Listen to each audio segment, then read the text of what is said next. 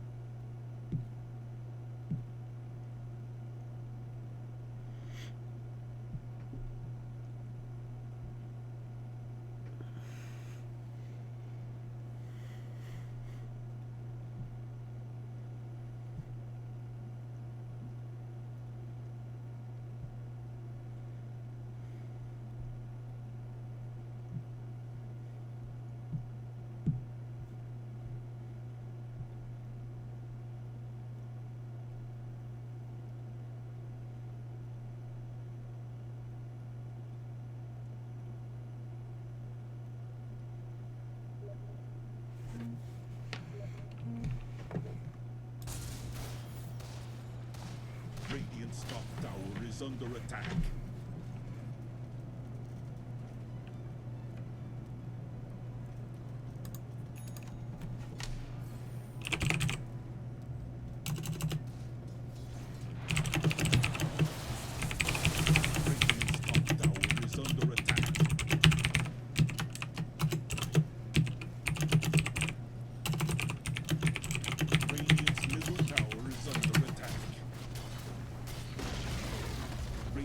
Middle tower has fallen.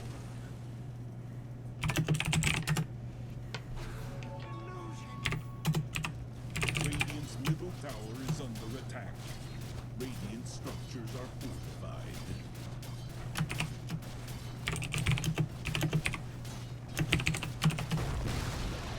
Radiant's middle tower has fallen. Radiant's top tower is under attack.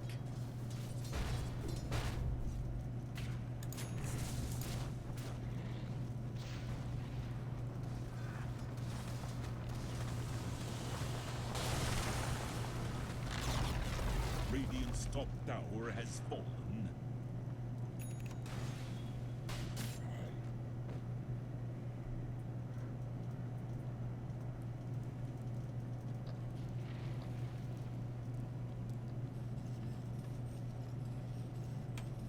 Radiant's bottom tower is under attack. Go for my master.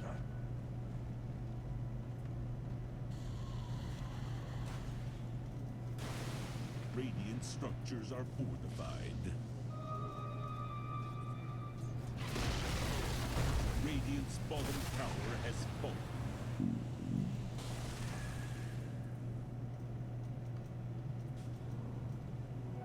Gold for me.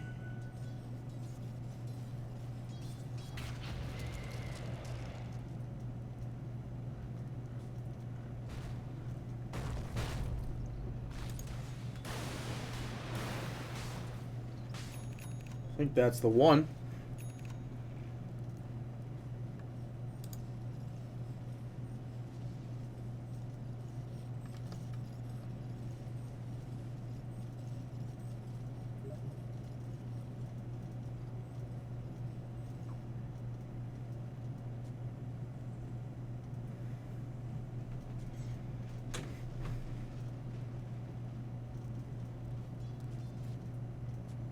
Oh, that's not it.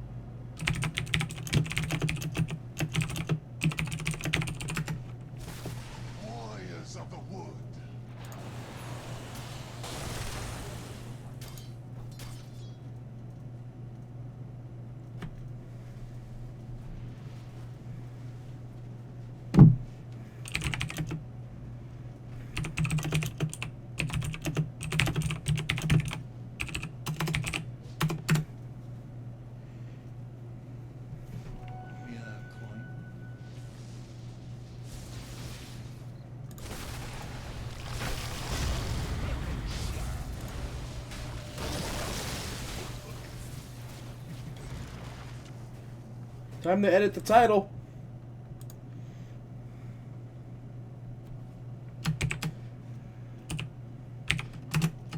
Ah, quick to enter. Ah, casting dot. Dot. P. Devils. What does an MF podcast mean? Oh, I put dash. Dot. Versus. I guess we'll just do how do you kill?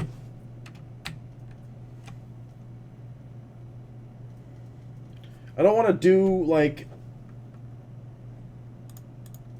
the whole name because they have devils at the end of their name. So I think we'll just leave it at that. Go with that. Just go with that. And then we'll just keep refreshing. And I guess I gotta look for the one that has a party symbol on it. Scroll like the wind, BD! Scroll like the wind. It's literally just that right there, but not SM, it's the other group.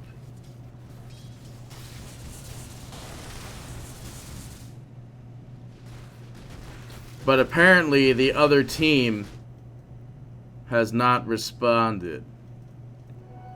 So, yeah. That's what that is. Like, the team that I should be looking for, like, he had a team a second ago. And he doesn't have a group now. I want to look at his Steam profile. Ah, why can't I look at his Steam profile? Ah, messages. Why is my Steam still up? On my phone.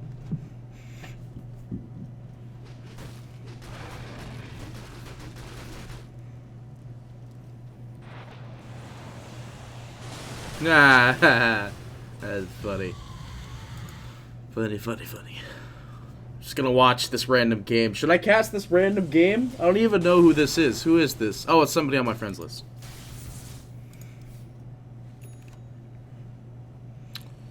Did a 50 minutes. Oh, 50 minutes and the game doesn't even look halfway done. Gosh, what's going on, Mind Control? 7K MMR and you guys can't even finish the game.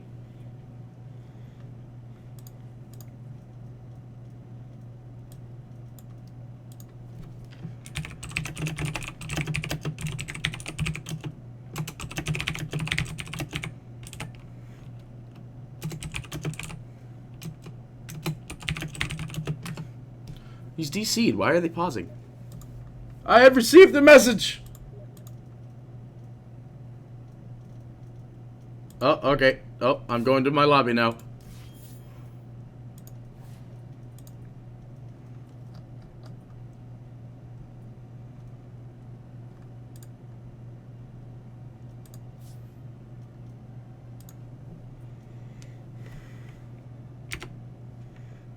A-do-T-L.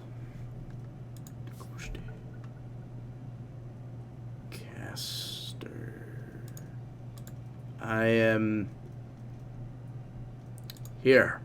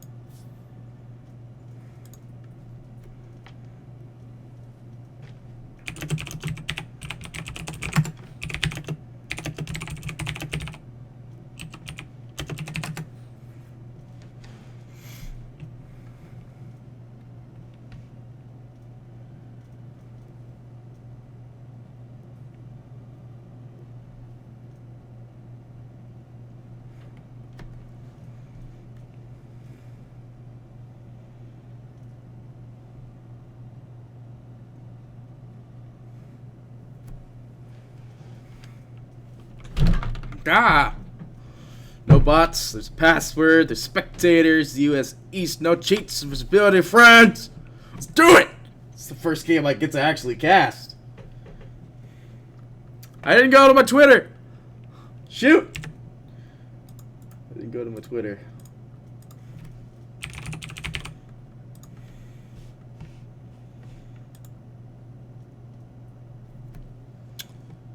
At Dota.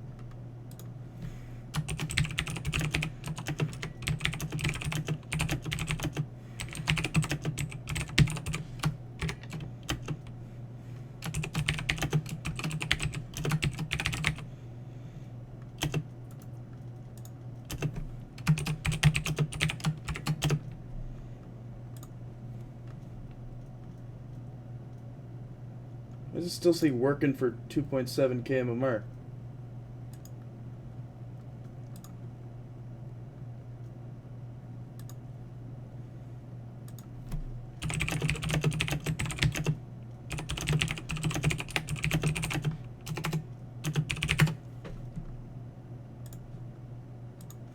Hello everybody, this is Party Petey, and welcome to some Dota 2 live action casting, baby. We're casting a live game that... How do you kill that which you cannot kill, I guess is what I'm going to put it, versus DotP Devils. I was told the description of what DotP Devils means before this, but I clearly forgot, so immediately we're going to go straight into the bans here and forget about everything else that ever existed. What do I mean by that exactly? Well, we're going to go into the bans here. First, we're going to see the first two popular picks of the current Dota 2 season, both of which being Invoker and Outer World Devourer, two commonly picked heroes that obviously have deserved a lot of, or have earned a lot of love in this past couple metas here, both of which I see an upcoming patch for in the next couple days here. So, Dota 2 live casting, it's going to be good. Zeus actually banned out on the side of DotP Devils, another hero that's also getting a lot of love recently, but also purely because he's just a lot of spell damage that nobody wants to deal with. So most likely there's going to be a lack of severe spell damage on both sides of the teams, with OD, Invoker, and Zeus already being banned out. And Spectre, another hero in the high MMR scene, being picked and banned already, again. It's the second one in a row. So, basically, all four really high MMR picks have been kicked out of the game. Now, I haven't, for instance, I have not actually watched or casted a lot of amateur Dota before, but in all honesty, amateur Dota definitely has some of the best drafts and the funniest drafts you could ever run into. First pick on DotP Devils is actually Tidehunter, which, you know, I can't really argue against. Hopefully they, it's probably going to be an off-lane Tide, which is kind of odd to be a first pick thing. Ideally, you'd pick that as your position 4, position 5 pick, but they're picking up the Tidehunter right off the get-go here. So they're trying to secure that, like, we have this sort of team fight capability no matter what the outcome or income is of the future games, so on and so forth. So they're going to try and secure that as much as possible with this Tidehunter pickup as quickly as possible, which I could see being very, very useful for the mid to late games. And they pick up how do you kill that which cannot be killed. They pick up Lion. I think I'm just gonna do How-O. I'm gonna call it How Do You, or How Do, or How. No, just How Do You. How Do You picks up the Lion, which is another character that has been seen in every MMR scene, because, I mean, let's get here from me, folks. I'm a 2.7k MMR. I see lions everywhere. That's why I lose a lot of my games where I decide not to support and pick Lion myself. But Lion, another hero, massively getting picks in the pro scene because of literally his stun dealing so much damage and Hex just being so efficient early game, blocking a hero out by 2.5 seconds on a 30-second cooldown. Lion, we see, is totally going to have some effect come later patches. Lion most likely will also be massively nerfed by the time the next patch comes around. Most likely the Hex is going to be increased, decreased duration and or increased cooldown, which I guess is not really much of a problem, so most people know how to get around it, which is okay. And they pick up a Juggernaut, actually. How do you pick up a Juggernaut? Another hero, again, a lot of them in the pro scenes. I don't know why I'm talking about this in the pro scenes, because, I mean, these amateur teams could be just as pro as the next guy.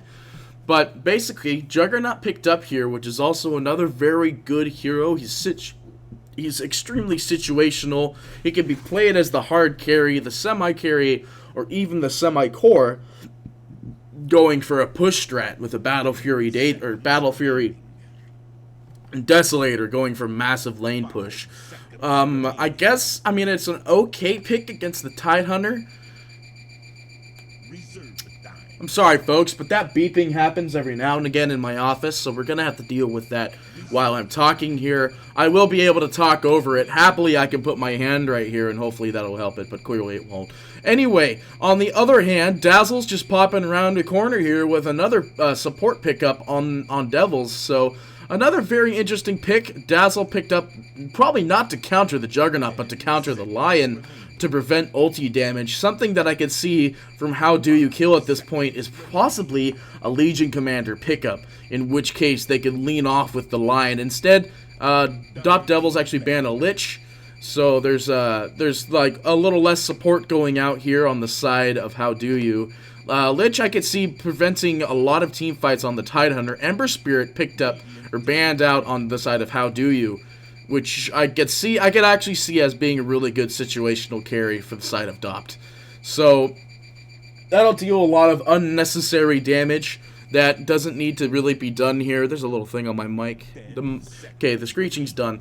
Anyway, Ember Spirit banned out, which actually was probably a pretty good idea to ban him out, because the Tidehunter into his Sleight of Fist, once he has at least a Battle Fury, will deal some significant amount of damage against Lion and Juggernaut that are picked so far. Also, it could just be a personal ban. Ember Spirit is also one of the people in the higher MMR brackets right now, getting up there pretty high. Excuse me for a second. I wanted something to drink. Beastmaster banned out on the side of Dop Devils here, which is also another not so situational ban. Possibly to prevent the push, Juggernaut getting more attack speed. That isn't entirely something that they want here. Beastmaster's being picked up recently too, so it's a good ban. PL banned out on the side of How Do You, probably actually to make sure that Lion can still get that situational mana farm, as well as everything else under and before that. Jakiro picked up on How Do You Kill to possibly stun out some more team fights, but I could see his ultimate being something that's actually super beneficial for the enemy team, or for their team. I keep on saying enemy team for How Do You Kill, but it doesn't really matter. Anyway, at the end of the day, Jakiro offering a lot of slow. Kind of an odd pick, actually, since there's no real lineup on the side of Dop so far.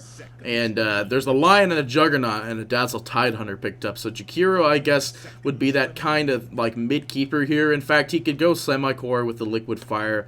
Probably going Liquid Fire Burst build in 1-1-3, possibly, to stun it out. Maybe get some localized damage in. Or not even 1-1-3, maybe 2-3, 0-2-3. Into ultimate, I mean, who knows? Jakiro, definitely a situational pick here, probably to counter out the fact that they're down that extra carry that possibly could have been picked up by the Beastmaster. So then, you know, there's offerings of space and stuff like that around the map.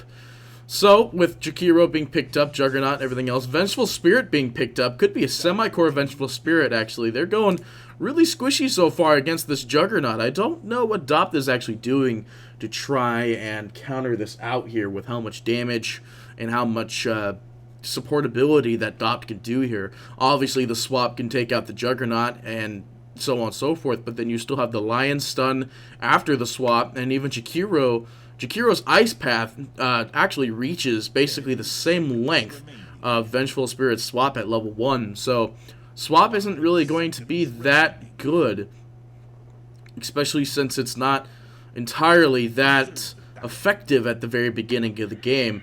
And they pick up a Phoenix now. How Do You Kill pick up a Phoenix? So they're trying to find ways to counter out this team fight pickup by Tidehunter, and out goes a Clinks, actually. So the Dopt is really, really squishy right now, and they need something to counter out this physical plus magic pure damage, mostly magic damage, and somewhat pure coming crits from Juggernaut. Possibly some sort of armor-based creep or armor-based person they kit. Oh, that's actually really good on the side of How Do You Kill by dropping the Anti-Mage. Anti-Mage possibly granting them a lot of early damage against the Phoenix and Jakiro, possibly even the Lion. Since they are fairly squishy, the Phoenix probably actually going to go semi-core to build the eventual tank items that will soon commence beyond that. Clink's possibly going Orchid Malevolence as well, if not probably going straight into the Desi attack speed, attack damage against this very energetic and early game lineup from How Do You Kill. Well, we got 30 seconds left on the reserve time. The last ban being dropped out. Death Prophet being banned out. Actually, Death Prophet possibly being a ban from the side of Dot, but it doesn't matter. Medusa picked up for the late game inspection. trying to see if they can at least get a greedy pick with this Medusa and get a little bit further into the game lineup. So far, How Do You Kill has a good mid to late game to possibly even early game lineup with some quick one-shot KOs. And then How Do You Kill, just, How Do You Kill has that early one-shot KOs build, basically. Juggernaut can go into stats instead, and Lion can go into stun direct. Jakiro could go into slows, so Clinks can't deal a lot of damage. A lot of early potential stuns. Phoenix, obviously another one that was picked up ever since Shanghai, and ever since Shanghai he's been like the top pick for how much damage and capability that they can actually do here. And then of course the Medusa securing them some sort of hard carry to late game setup. So obviously Phoenix going semi-core, possibly probably safe lane, or off lane, Juggernaut, Jakiro, and Lion going top into the safe lane. I keep on saying top, and Medusa obviously in the middle. Clinks not as their middle, in fact, probably their safe lane, Tidehunter as their off, and Windy in the middle.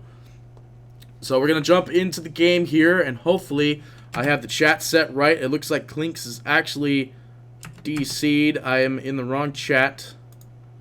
There, you'll mute all chat. So while this is happening, we can go and introduce the other team here. I always start off with Radiant, so it's not saying I like the Devils more, but I'm going to start from the Radiant first. We have Tidehunter being played by Turtle Berserker. We have Ginkawu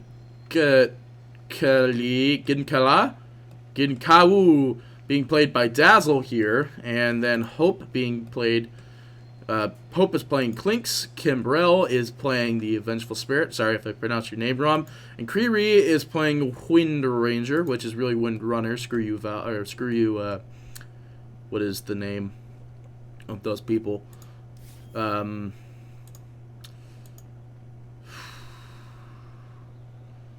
just gonna roll with it. No, we're not gonna roll with it. We're gonna switch chats to my own Scourge Gaming chat. There we go. No, I can't actually do that because I'm in lobby chat. So first, we're going to go over to the Dire side. We have not a stand-in playing as the Medusa middle.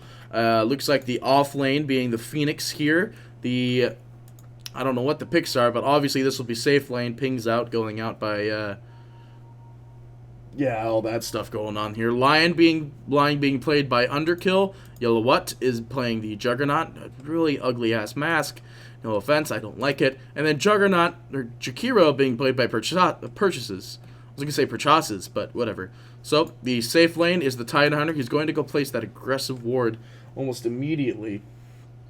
And if I see any stream sniping, by the way, guys, I will turn off the Twitch chat and switch to recording.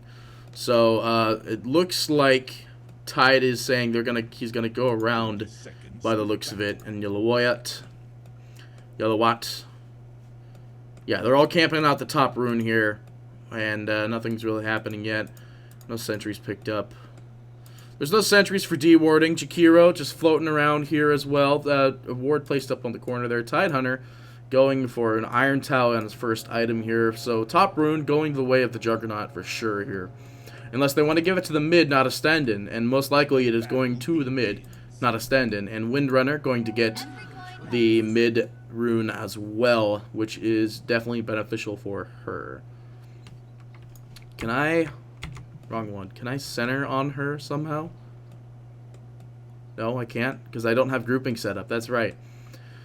So we're going to go to the bottom here. We're going to see that the bottom is actually dewarded, so they're not going to be able to get that stacking done very efficiently, and it's not going to help them that much. Meanwhile, top, kind of the same story, actually. They're kind of dewarded in the box zone from behind. Meanwhile, with Phoenix being being the safe lane here, picking up a dive to make sure that if Phoenix were to be stunned out immediately off the first attempt of the kill here, there is an escape mechanism. Meanwhile, Tidehunter, I could load up the net chart now, by the way. Meanwhile, Tidehunter slowly trying to tank his way into the top lane. He's got an Iron Talon, so he's going to try and do what he can, but the Lion is actually going to come in and try and deal some tier damage to him. But he's not actually taking too much damage. He's got a lot of armor, but that fire is actually going to be the mess of him. This might actually be first blood here. He's doing a lot of damage, but not enough to chase They're trying to get the chase on him right now, but it's not good enough. Now they know. Now they know that they can kill the Tide. The salve's been popped, and that's what's going to happen here. So Tide needs to be really careful, because obviously this liquid fire from Shakiro is going to deal enough damage to end up kicking basically Tide out of the lane almost immediately. Meanwhile, the bottom camp is being pinged out by Gingle, and they were pinging out. Yeah, that's warded in here.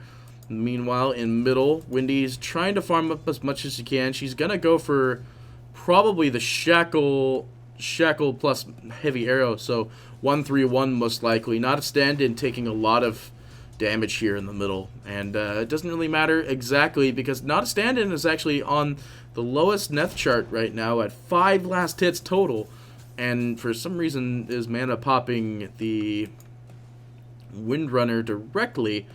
So that's what that is. Runes being pinged out.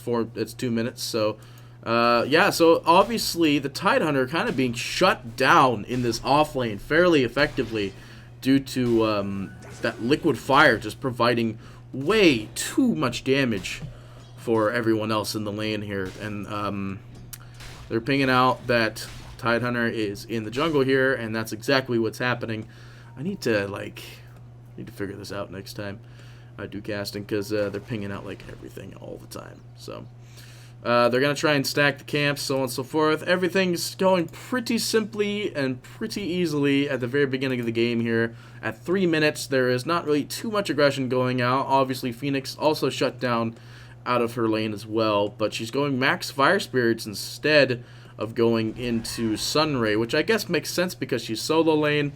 She's going to try and take some shots on Crimble here, but he's got to be careful. Crimble could turn around and stun her right in that very second, and obviously we don't want that. Wendy trying to kill Not a Stand-In here, and Not a Stand-In is taking a lot of damage, but they both have bottles now, so there's a little bit of upkeep they can do here. Tidehunter trying to fight the Jug, but it's not working. He actually went an extra spec into Anchor Smash instead of his resistance, which I guess is okay because he's not actually. Meanwhile, mid actually getting the first blood. Looks like it was just the Windrunner Shackle Power Shot combination, and that's what ended up happening there. Sadly, I missed it. Phoenix also extremely low health in the off lane here. Might actually just kill herself.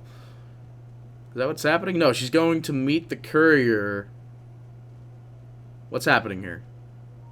What is happening here? What is happening here? What is happening here? She's gonna get stunned out and just one-shotted at the very second there by Crimble. So, yeah, I don't know what that was about. Seriously, I watched that whole entire thing.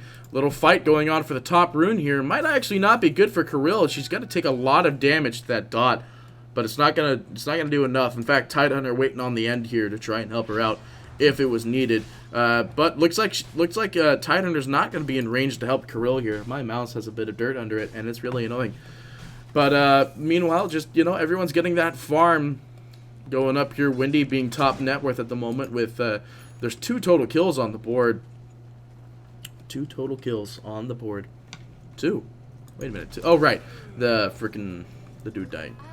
And now the Dazzle is back here in the middle trying to help out the Wendy, trying to get as much as they can here so they don't have to Bottle Crow. But that's exactly what's going to happen. Bottle Crow is going to occur. It's a funny looking courier. Huh. Whatever. And, just all of the mana from Wendy being drained almost immediately. So, not a stand-in, though not getting a lot of CS is providing a lot of cover damage on the fact that, well, she's just not getting a lot of CS. She's at 17 last hits. Meanwhile, top is being naturally farmed. And Medusa actually kills Wendy with a mana bomb. And just wasn't paying attention, I guess. Just got clipped by it and ended up getting killed. I don't know why I left at that split second when I went to go do that. But yeah, so Dazzle looks like rotated top because bottom's just having so much easier of a time at the moment. In fact, Tidehunter might get dived upon here. Shallow Grave popped. Underkill might actually get jumped upon here, but it's not going to be enough. Tidehunter actually goes down to the Jug Spin, which obviously is a lot more than 1 spec. Yeah, that is 2 specs into Spin. So that's why there's a lot of damage going out there. Flying Courier, by the way, not picked up on the side of... wow, I don't know how to say their name at this point. HDYK. I'll just say HDYK. or HD.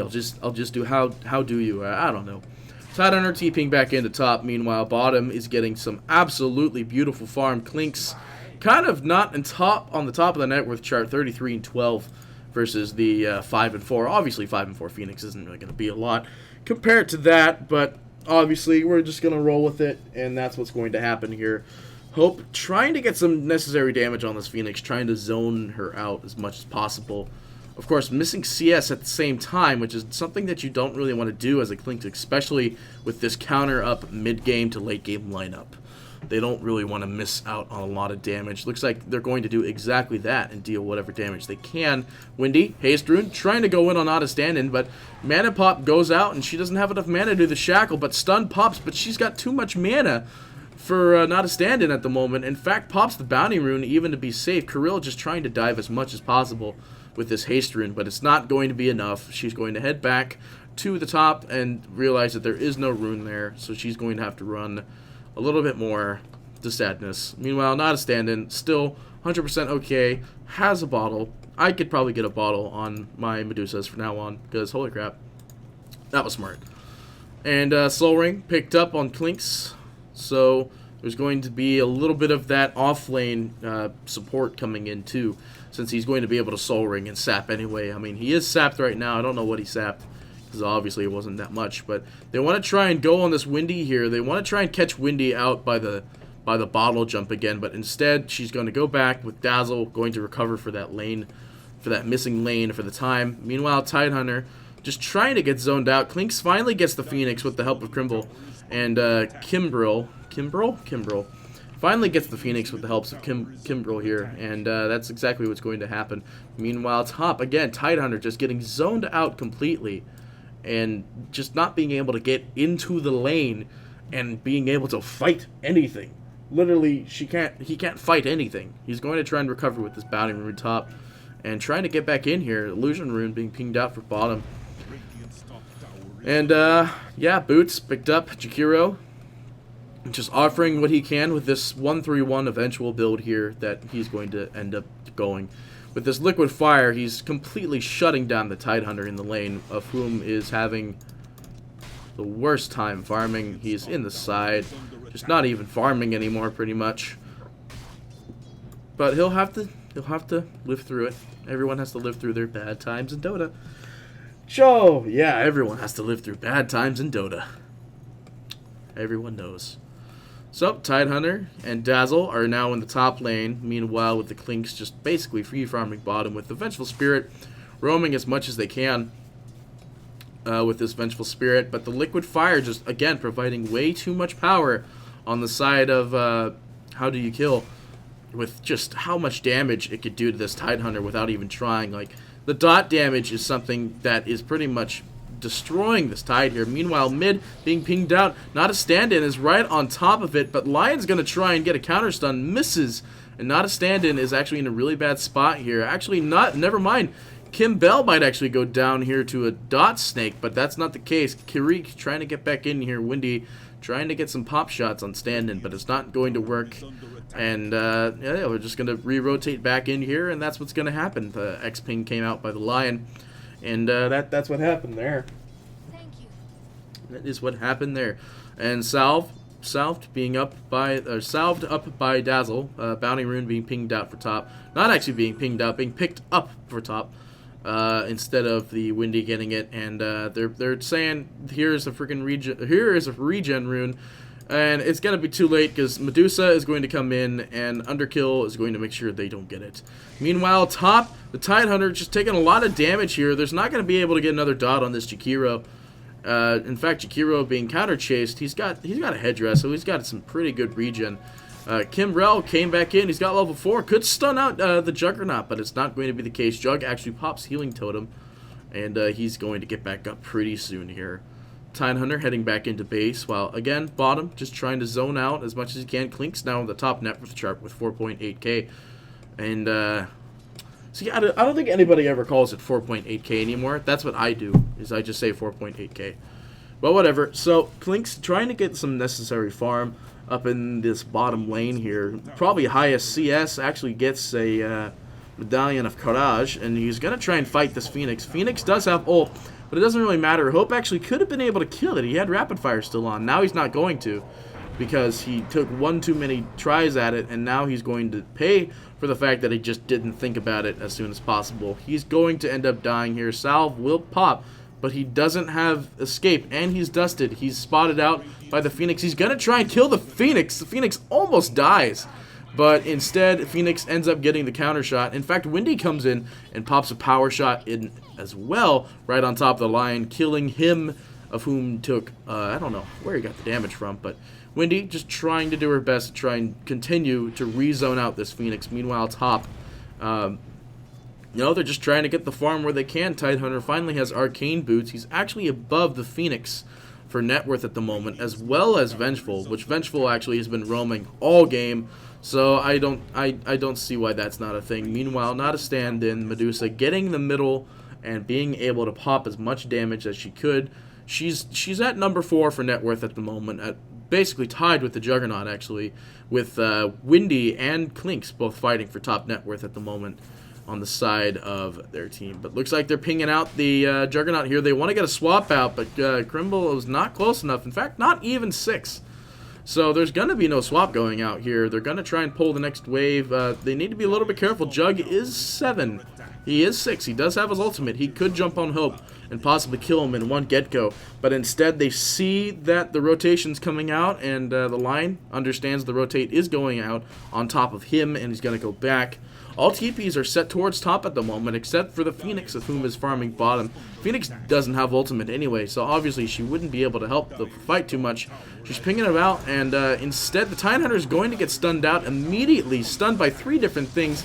Crimble trying to get it, actually does get it. The Clink's getting the Lion on the backhand, and looks like Devils is actually going up really high right now. Ultimate popped, but Juggernaut wasn't able to land the kill. Kimball dropping a stun once more, finishing off the kill here. Ultimate popped out on Medusa, and it looks like Crimble is definitely going down here. Hope might get caught out by the stun, but nope, you had 2 more seconds left on it. There's no stun they could put on to stand in here, so they're just going to try and deal as much damage.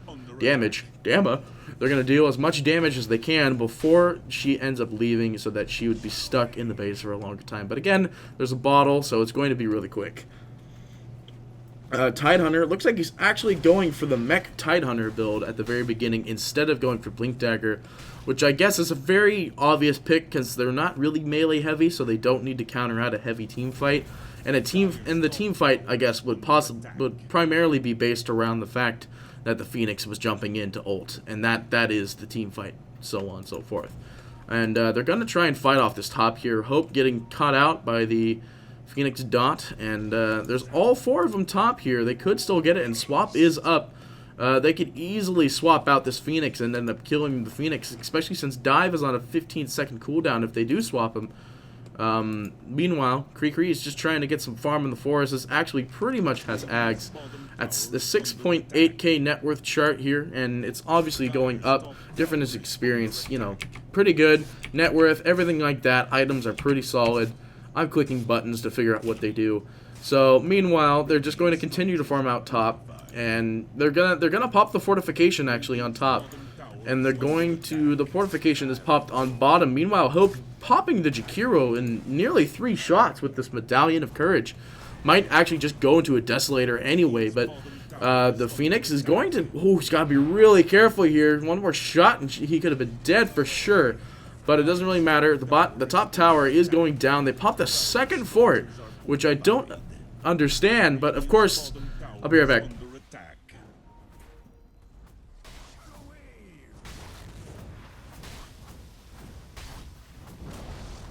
Dire's top tower has fallen.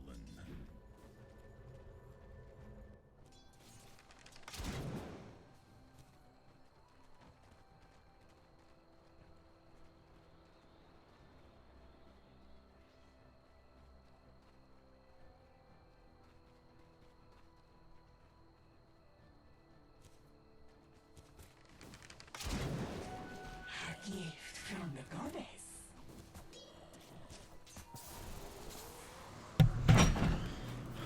And we're back at it again here with going back into the top lane. Top actually going down here with Kree getting the amount of damage that she needed. I'm going to try and bring my microphone closer and possibly talk a little bit quieter, because I forgot that there are things happening tonight. So I will bring my mic closer to me to try and be quieter, which is something that I am really bad at. Meanwhile, Hope actually getting another kill on top of the Clinks, which is something that's crazy. Juggernaut finally toppling down the bottom tower here, but Jug does have ult. He is going for Battle Fury, but there's no actual way. Swap does actually land and block out the Juggernaut here. Stun drops and bam, dies immediately. Couldn't really figure that out, but Swap, since it is technically pure, landed and ended up stopping the Jug in his tracks. Meanwhile, in top, not a stand-in, the Medusa is actually trying to farm up for that Lincoln Sphere. And it looks like she might be getting exactly that Lincoln Sphere. Meanwhile, middle being pushed in pretty heavily here. The Mechanism finally on the Tidehunter. But there's nothing they could really do here. This Wendy already has Ag. She's pumping out way too much damage. And she still gets the tower. She could still wind run away and be perfectly fine. In fact, they're gonna power shot and try and counteract the lane again. With the Medusa still trying to push out the top here. I wanted to find out what my other buttons do. What does 7 do? 7 does nothing. 6 does nothing. 5 is the courier. What is that button? Oh, that's the kill death ratio. That's the last hits. Okay, so F2 is my last hits. Why is F2 my last hits and why is my net worth? Oh, I can't change my net worth. That's why I remember. Well, anyway, obviously the Windrunner actually has 102 last hits in 17 minutes. In all honesty, that's better than most of my carry games. Meanwhile, actually, Wendy trying to kill Not a Stand-In and actually gets the kill! The pure chain shackle, which again is probably going to be changed next patch, lands on top of her and absolutely decimates. Because she could deal so much damage at this level 2 with Aghanim Scepter. It's way too beautiful. Obviously, again, just another change that we know is going to occur come the next patch. Looks like they're pinging out that they see the courier here. Courier is picking up an ultimate orb for the Medusa. There's not going to be a way to catch it, but they do know that it's basically that of which is coming in.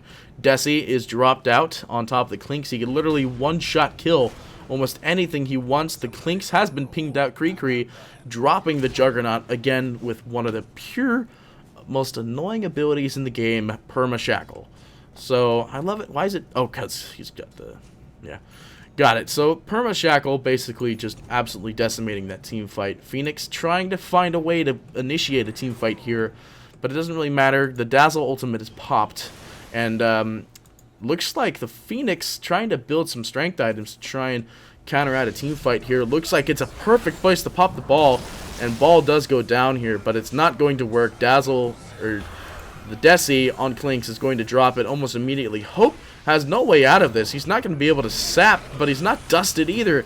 In fact, it's going to go around because the Kree Pure Shackle going right on top of Not a Stand-In, but it's not going to be enough. Kree pops a shot onto the Lion, hoping to get something else.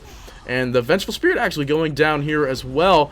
Juggernaut being shackled again. There's too much damage going on the side of Clinks here. Clinks in a really bad spot, actually. He's going to try and finish off this Juggernaut. They're pinging out that that's what's going to be the cases, but Hope actually getting clipped by by the dual breath slow. Not going to be good. Not a stand-in getting shackled, but obviously nothing occurring off of the shackle, because apparently that one wasn't near a tree. That one wasn't near like the 50 freaking feet of a tree, whatever. It's a really bullcrap. It's a really bullcrap thing. How close it can be to end up getting the shackle. It's really annoying. Meanwhile, net worth is still at 10k with Windy being at the top here with literally just an Ags and a shock hammer. So yeah, very surprised.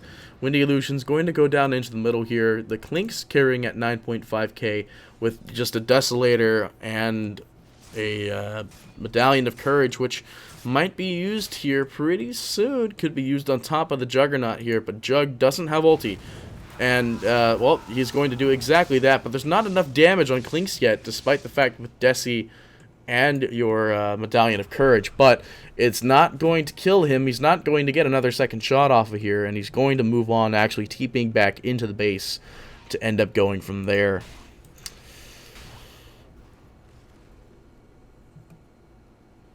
So, not really much happening here on the map at the moment. With 10.4k you going out on the Windy here. Windy providing a lot of coverage fire for the side of Devils. So,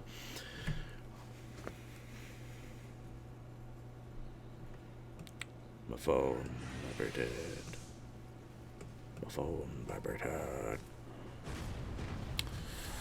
They're pinging out that there's a little tiny stack here that Not a Stand is going to try and get. They're going to go into the Roche. It's not warded, so no one really knows. But, I mean, it's obvious if Clinks is missing and not hunting somebody, then something's going on. And that's exactly what's happening. In fact, they don't know that. Jug pings out that they could be over here. And the Aegis is picked up on Clinks, and a Chrysalis is actually on Clinks as well. They're going to ping out. They want to get the bot tower, but they need to push the creeps in. Hope just trying to find a target at this point. He wants to go and kill somebody right now. He could easily do it too, but he's not. He's going to go into the creeps and farm out the creeps. So that means his Chrysalis has been exposed, and they know that there's a Chrysalis on the Clinks. So that's what's going to happen. Mid being sentryed up like no tomorrow. They're expecting an eventual mid push here. And that's exactly what they're going to get. Invis Rune being pinged out bottom. Meanwhile, Clink's going to try and stalk somebody in the middle here. Might not be in the best place, but they don't see him. They didn't clip him yet. They're going by another observer, but there's no sentry on top of this observer, so it's not going to be good. The Aegis is still on top of Hope, so even if he were to die, Blink Dagger picked up on the Windy by the by on the bottom here, because only item she can really pick up in the side force. Meanwhile, Dazzle being just dropped immediately by the ward that they saw there. They're pinging out the ward. Clinks is being spotted as well, but it doesn't really matter because Jug's in spin, but Jug doesn't have mana to finish an attack here. Ultimate popped out by Medusa. Dragonfire popped out as well by the Dragon. And then Lion going down here. Krikri trying to deal as much damage before everyone dies here, but is doing that exactly. Krikri popping a massive amount of damage, but it's not going to work. She's dotted already by the Urn of Shadows. Actually, she will be able to get out, but by barely. The skin on her bones. There is no way that Phoenix can actually get and catch up to this. There is no way that Not a Stand-In can catch up to this. They both escape. In fact, Clink's coming right around the corner. Could possibly get a little greed kill here. There's no way to slow him, but there is a swap available. In fact, swap might land. Swap can land, but they're not going to finish it off. In fact, they're pinging out the ward that was up here in the corner. They threw up a sentry, and they destroyed our overhead ward. So let's focus on a different tower right now.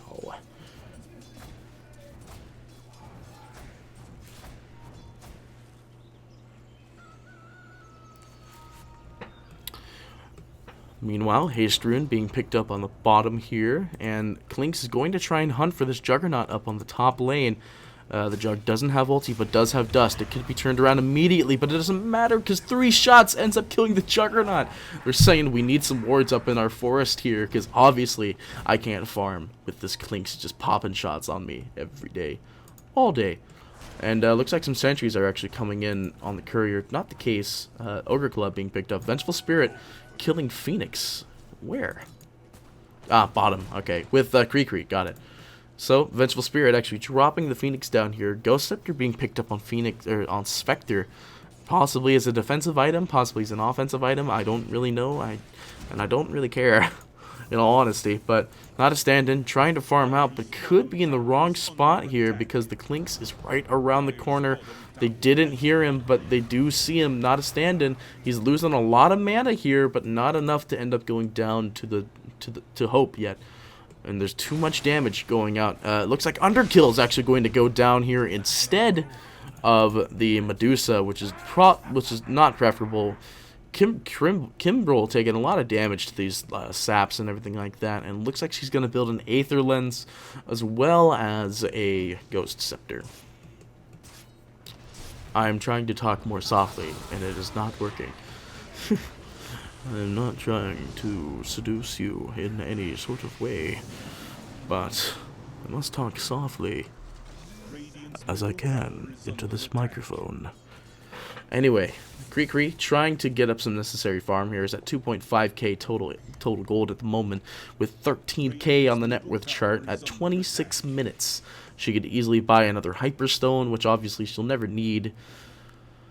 So possibly going into a Desolator on top of a Desi that's already on the Clinks. A lot of defensive warding going out on the side of how do you kill, and just not really providing a lot of base damage that they could do.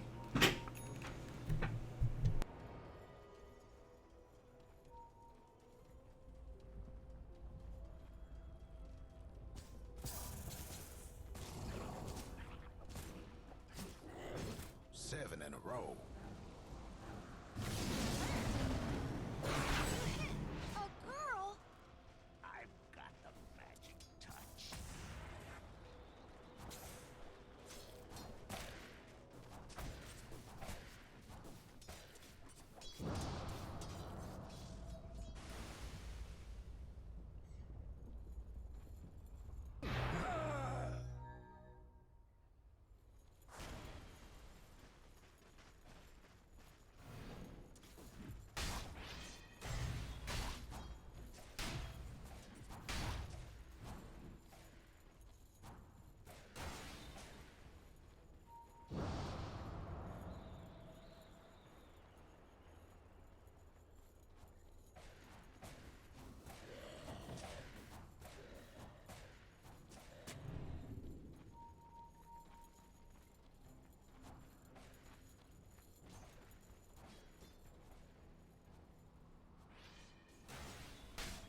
Radiant's top tower is under attack.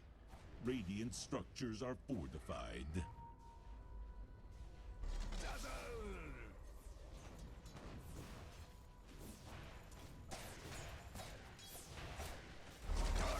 Radiant's top tower has been denied.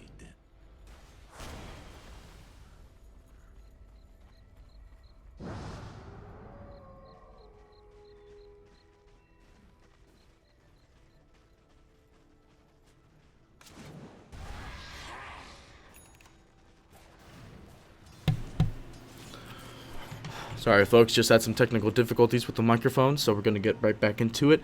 It looks like the farm is going fairly well on the side of Devils here, with the fact that the Clinks and the Windrunner both at 13k above net worth here.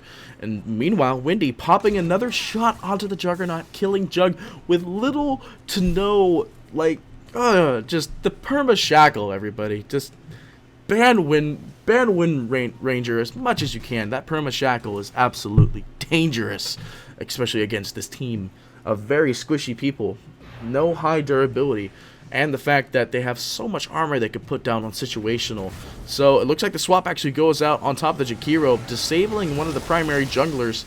It doesn't really matter because out comes a Medusa ult, but so does Tidehunter. Tidehunter does Ravage Phoenix, preemptively popping ult, but not actually going to work here. Hope is going to down it, and Hope is at nearly full HP with Shallowgrave being popped out here, buyback being popped on the Phoenix, but there's no ult on the Phoenix, so it's not going to be worth the buyback. Top barracks are still going to go down here. Top tower taking a lot of heavy tier damage here.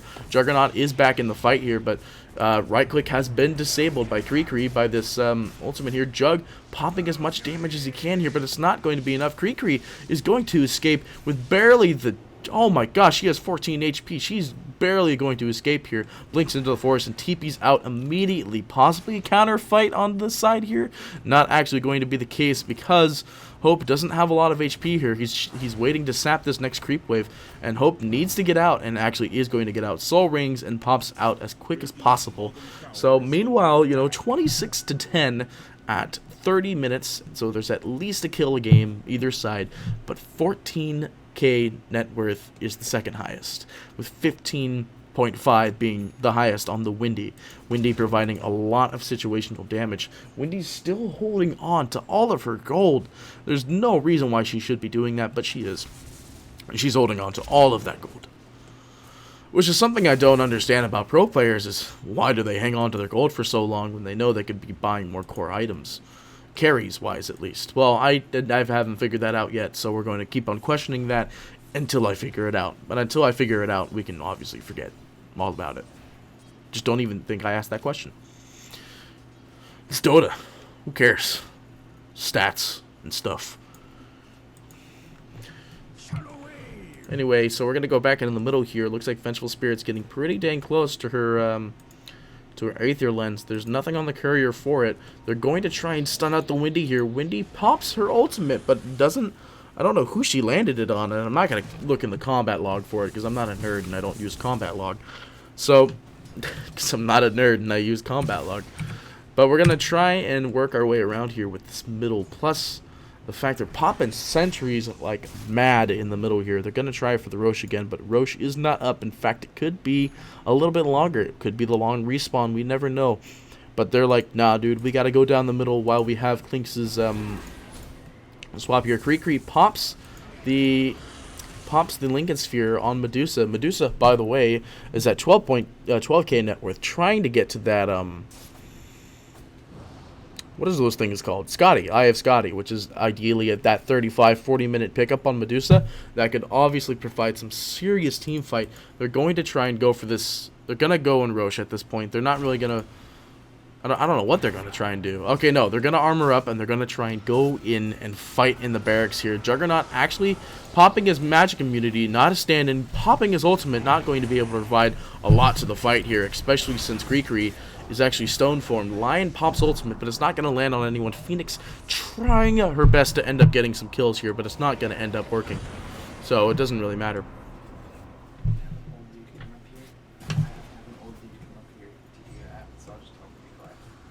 Okay, just tell them like there's a nerd up here or something. I don't know. It looks like we're going to try and get into the middle as much as possible here, trying to kill this Juggernaut. Juggernaut actually going down here, dropping in 2 shots. There's no buyback on him, not a stand-in, trying to deal as much damage. Hope not going to make it. That's beyond godlike going to Phoenix here. And I don't know if that was really worth it. They traded a Juggernaut for Beyond Godlike onto the Phoenix. The Phoenix possibly granting a lot of bonus damage if we were to go more strength and so on and so forth. But Kimbrel is actually going to get caught out here as well. E-Blades, Ghost Scepters on top of the Phoenix pop.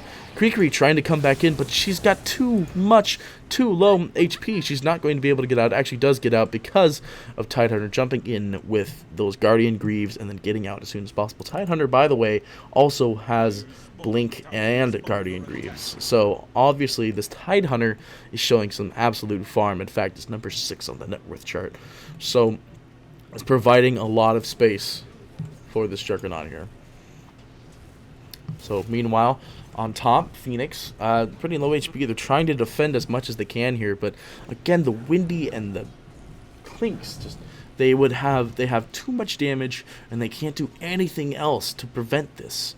So immediately they're going to ping out. Roche has respawned, possibly. It's definitely, if it was the long respawn time, Roche would be up at this point. So meanwhile, Dazzle trying to go and figure out whether or not it's actually up. He's got a Glimmer Cape, he's got Invis, he's got wards and so on and so forth. He can go check no matter what. In fact, he's going to pick up the Illusion Rune. No, he's not. Wendy's going to pick it up because Wendy's got the most HP. They know that Roche is up now. They're going to go and do it. They're going to pop the Lincolns off of the Roshan here, and off goes Wendy. That Roshan is melting. So obviously, nothing else going on here. Clink's picking up the Aegis again, not the Windy, obviously, but instead looks like Windy's going to get a catch-out kill here. Purchases is going to get caught out by Windy here, and Windy does go down. Windy does kill the Jakiro. So, crazy kills going out by some crazy peeps. It is simply outstanding how well Doubles is performing, as well as How Do You Kill is performing fairly well for a heavily defensive fighting stance that is happening here. Mana, a lot on the Medusa. They're winning a lot of these defensive battles with Phoenix popping ultimate on top of any Ravage. In fact, Phoenix getting caught out here doesn't really matter because Kree-Kree's going to get caught out here. And it doesn't really matter because the Shallow Grave is popped as well. Tidehunter Ravage not really doing a lot. Juggernaut coming in and actually downing everybody here. Phoenix killing off Windy here. Clinks is back up and running again, but he's went into BKB form to try and get out. Kimball, I mean, she's E-bladed, but bam, one shot. She's down and out. Tidehunter is hit by the dot here, and they're going to ignore the Clinks completely. There's no way that they're going to be able to stun him. There's no bash on the Juggernaut, so there's no way that they were going to be able to stun him at that range. So the Clinks is out, and the Tidehunter is left as well. Looks like the late game is coming right back around for HDYK here. So we're going to figure out how exactly this is going to perform for How Do You Kill versus Devils. And then possibly Devils is going to end up coming out with the late game failure here instead of How Do You Kill actually end up getting some sort of late game advantage. Because obviously we can look at the experience switch chart here and it's still 10k plus on the side of Devils. Meanwhile with the gold as well as basically 10k plus on the side of Devils. There's a lot to make up for the missing farm and net worth on the side of How Do You Kill. And they're not really picking up a lot of core items that would help you with that. I mean, obviously we have the Medusa running around with the Eye of Scotty, and then so I don't get, how do people do that? Is my audio even being picked up in the game? Oh, you know what? It's not. But, oh well, because Not a Stand-In's gonna get jumped on here, and it's not going to be the case. And just Not a Stand-In dying almost immediately by the Windrunner. So, there's going to be no other choices in between. The Windy, now that the Medusa is dead, they want to push up the middle. And they're telling, they want the Vengeful to be there too. They want that swap onto the Jug. They want that swap onto all the peeps. So that's what's going to happen here. They're going to try and farm as much as they can. Windy popping in, getting the permanent shackle on top of the Juggernaut. Juggernaut going down. There is buyback on the Juggernaut though. And I know for a fact they aren't afraid to expend it. Because, I mean, it's only 1.8k at the moment. Top and mid being attacked simultaneously. Buyback being out on top of the Medusa here. Hope wanting to try and get the kill here, but they're not going to get it. In fact, ulti pre-popped on top of Medusa, but it's not going to do anything because Medusa's going to end up swapping out anyway. So that's what the case is here. A lot of crazy fights going out here. Juggernaut being popped and the Aegis not expended yet, but buyback on the side of Medusa. They're not going to be able to do anything here, especially since Hope turns on BKB. Tidehunter Ravage is going to end up killing out Not a Stand-In again, and it's not going to be good at all. Not a Stand-In trying to get out with her life, but it's not going to work. She actually is going to get out. She has 186, not going to work. Not a Stand-In jumping in, blinking right on top of her, causing a lot of death and destruction. And it looks like by the fact of HDK here, it's not going to go good for them. They're trying to get as much as they can. They're not calling the GG call. So, you don't know what's happening anymore. Dust being popped on top of Clinks. Clinks is going to escape with his life, just barely. He actually gets out. That's got to be the GG call. They're not actually GG calling it, so...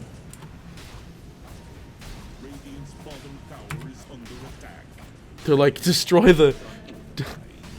Wow, they have the same mindset I do. Destroy the statue.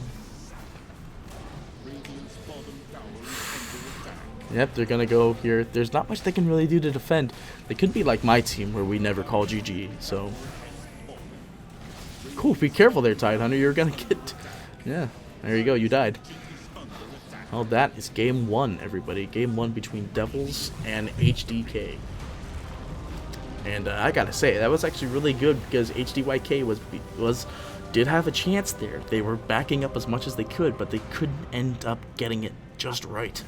So HDYK, just a lot of unnecessary farm being split up here. Everything else just on the side of everyone else. It's just crazy amounts of damage. We're gonna try and jump into game two as quick as possible here. From my understanding, that is the objective. So hopefully we will see you all for game two of Dot Devils versus How Do You Kill That Which Cannot Be Killed.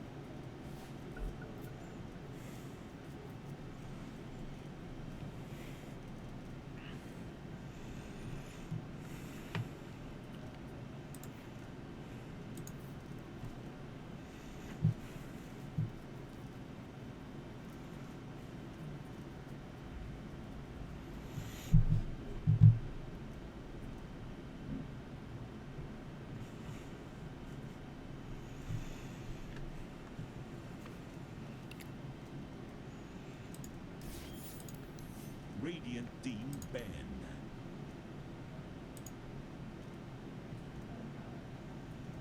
Dire team banned.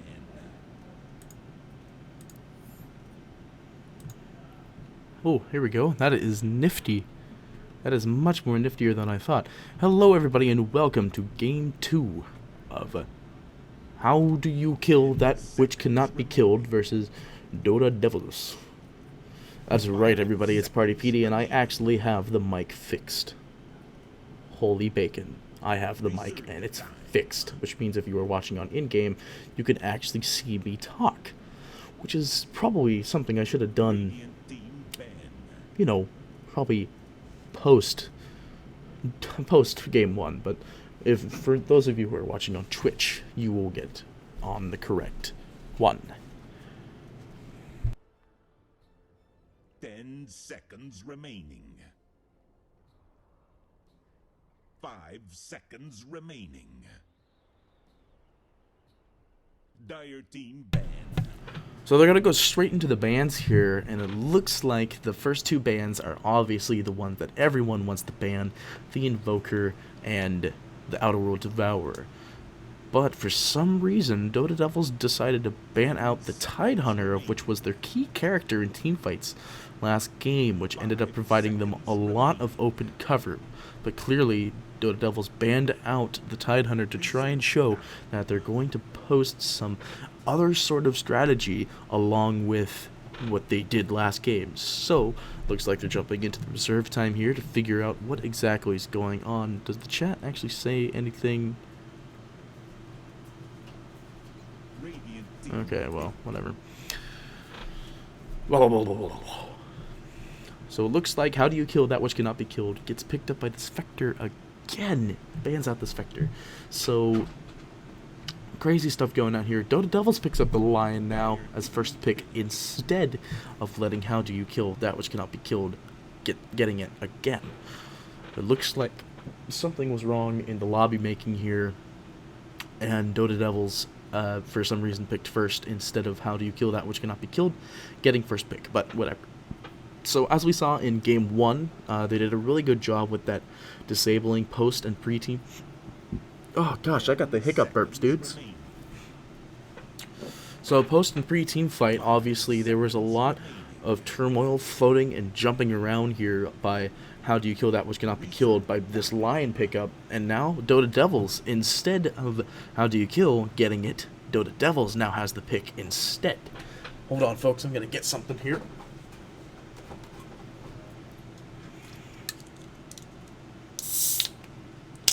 You can never go wrong with cherry vanilla Pepsi. Ooh, nice.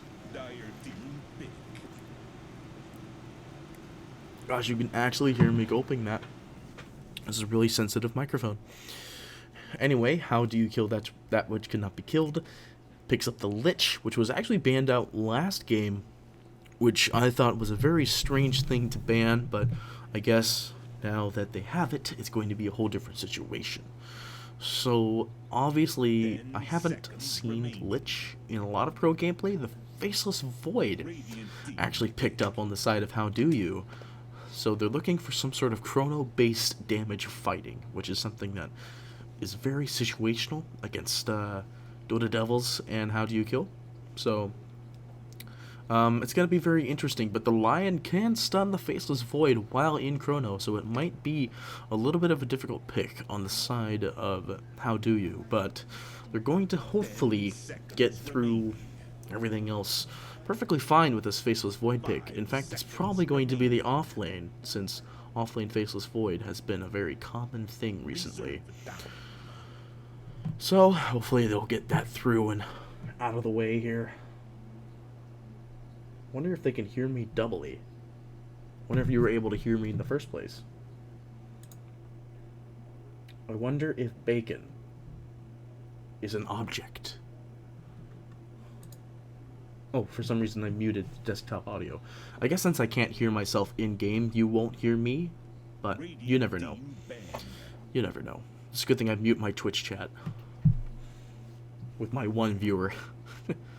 Anyway, Nature's Prophet picked up on the side of Dota Devils here, so It looks like it's a very strong and situational pickup on the side of Devils here. Nature's Prophet, personally, one of my favorite picks in the world. Love Nature's Prophet.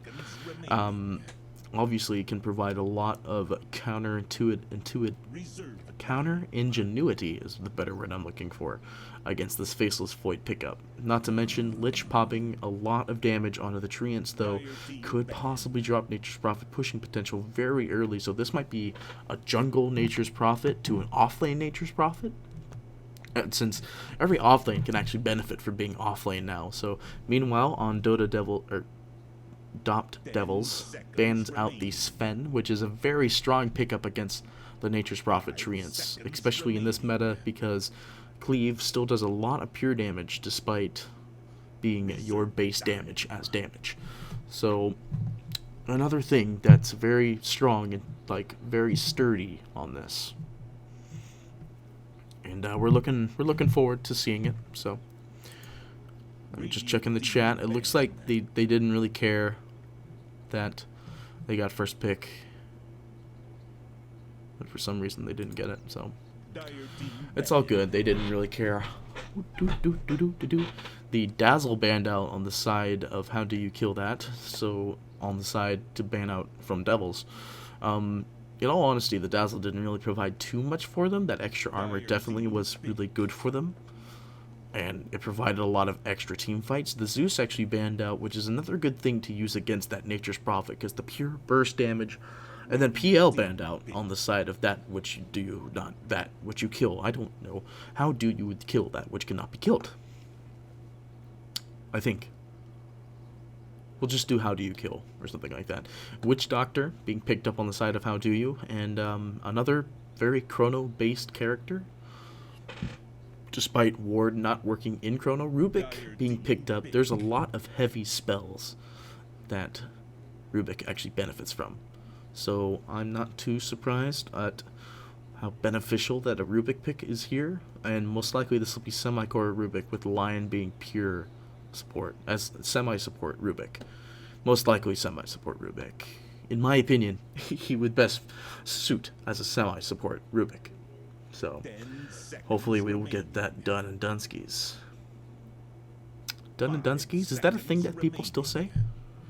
Done in Dunskies. No, that's not a thing people say. It's not a thing people say at all. I want my food. That's what people say.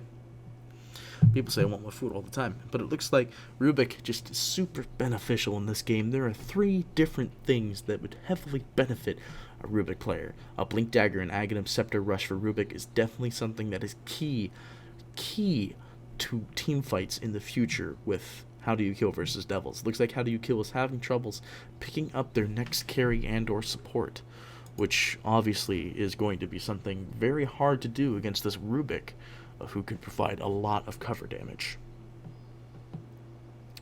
With a lift and spell steal, it's something that's going to be really hard to counter. Possibly, I wouldn't mind seeing a silencer. Instead, Razor picked up a position 4 pick. I don't understand, but Razor picked up, which I don't really understand because there's not really a lot of team fights on the side of Dota Devils at the moment that's really going to counter benefit. Again, Rubik can benefit from stealing that.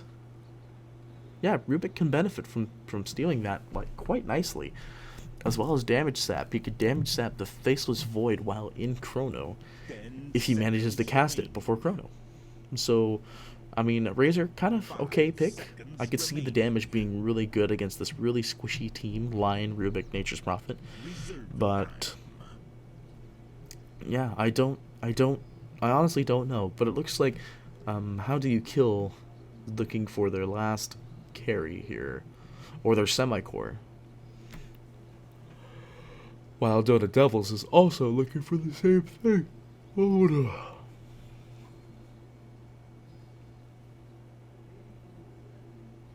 What the heck? Why did it say you can hear something? Oh, because I'm looking at my Twitch chat, which is like on a delay. No, yeah, it says you can still hear something. Just move closer to my face. Intense microphone staring. Anti-Mage picked up on the side of Dota Devils, which is a very mid-late game character for this group. We could see this game going long. Oh, I wanted food so bad. Oh well, we're not gonna get food today. We're gonna move on with the casting here, and Anti-Mage, yeah, just being picked up against this kind of spell damage based team here, and yeah, Death Prophet actually being banned out, which would have been perfect against How Do You Kill, because they would have had some pure silences that would have been perfect against How Do You Kill. So we're gonna see the Gyrocopter being banned out. I don't really know how that was going to be really good or bad for Dota Devils at the moment. I guess Gyrocopter granting a lot of magic damage. Another chrono-based ability. Yeah, I could actually see that now that I look at it. Chrono-based abilities. So we're going to hopefully move on with that. How Do You Kill? It's got 27 seconds to pick their last semi-core, of whom will probably be their safe lane carry, since Razor will be the middle. Dota Devils also need to figure out the same thing here, trying to find out their mid lane carry, because they have their off lane. It's off lane Nature's Prophet, so it's a oh wait a minute, it could be a safe lane Razor with a Lina mid. Ooh, this will be interesting if they do decide to take the Lina mid at this point. But something I have to say for the side of Dota Devils, if they wanted to absolutely dominate these team fights, post team fight and pre team fight, and then everything else in between the team fight, I want to say Silencer. I want to see a Silencer. Silencer wasn't banned. He could be picked up. But I doubt he's going to be picked up. 5 seconds remaining. What are they going to pick? We're getting down to the nitty-gritty. Even Magnus might do it. A Magnus would actually be pretty sweet. You could skip the Anti-Mage Battle Fury. You have a durable. Oh yeah, they can't do Silencer. They don't have a durable. Well, neither do they. They don't really have a durable. But if they get a durable, it could be better for them. Could be better. Bristleback is definitely not going to be a pick here against the Faceless Void and a Razor. I think it's something that could pierce team damage capability. Like an Axe. An Axe would be cool. But that's not going to happen. What are they going to pick? They pick up a Storm Spirit. Somebody of old meta ages when the Bloodstone used to be perfect. Now the Bloodstone is kind of crap, so nobody uses it. So this is going to be a very interesting lineup. A Storm Spirit versus the Lina, Razor, Faceless Void carry. Anti-Mage possibly pushing in the mid-late game, with Nature's Prophet making the late game very, very achievable. Witch Doctor, for some reason, not connected. Yeah. Very interesting drafts. I'm looking forward to this. Once Witch Doctor actually connects and stuff. I don't think he's actually connecting. Is he connecting? He's not connecting. 10 seconds remaining. Oh, it's 10 seconds until the connection, so we're going to have no choice here. We're going to jump into the team fight and figure out where Witch Doctor went here. Game is paused. Actually, they paused for them. Very nice. Very nice. So, as always, I'm going to start off with the Radiant, because Radiant is my faves. So we're going to go over to... Look at, now they actually all have the titles. That is so pretty. Don't know why they didn't have the titles in the first place. Alright, so first and foremost, we're going to go to the Anti-Mage, being played by Slave, I believe. Slave wasn't here beforehand. That's a whole different person. And Turtle Zerker playing Nature's Prophet. Gansky playing the Horubik. Kimbrel playing on the Lion. Kree on Storm Spirit. Meanwhile, on the Dire team, Witchdokta being played by Yuki no Gusi. Underkill. They're not saying good or anything like that, so... Underkill playing the Lina with the new set on. Yellowwatt is playing her Razor. And Purchase is playing the Lich, with Faceless Void being played by Competition Enemy. Oh, look at that beautiful courier. I tried to move the courier. Anyway, it looks like our... What? Hang on, what? What? This isn't right. What is this? What is this? Is this an anti-mage off lane?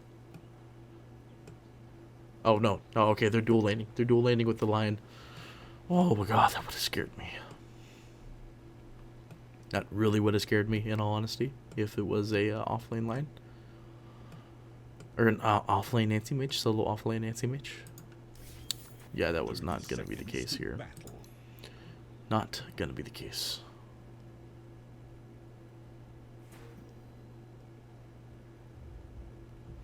Oh, okay, well, whatever. Ping is going out to defend the top tower for some reason. Anti-Mage just trying to prevent the spawn here with this side camp creep. And he's trying to cut a path here to possibly get a counter jump kill on this Anti-Mage. They don't scout anyone defending here. Crimble possibly want to get a kill here, but there's no stun that they could drop on him immediately. The Storm Spirit getting the bot rune with Anti-Mage trying to break this pole lane, but it's not gonna work. I don't know what I don't know what's happening here. Don't know. Oh, Mike messed up, okay. So we're gonna take a quick pause here. Mike messed up and stuff like that. From what I understand, spectators are not supposed to type in the chat, so we're not going to type in the chat. Well, I'm not going to type in the chat, obviously, because I don't want to type in the chat. They told me not to. I swear they told me not to. Okay, anyway, we're going to try and push out the top lane here. This game is... I would love to be like, this game was brought to you by... But no, it's actually just me from Scourge Gaming. Hope you enjoy.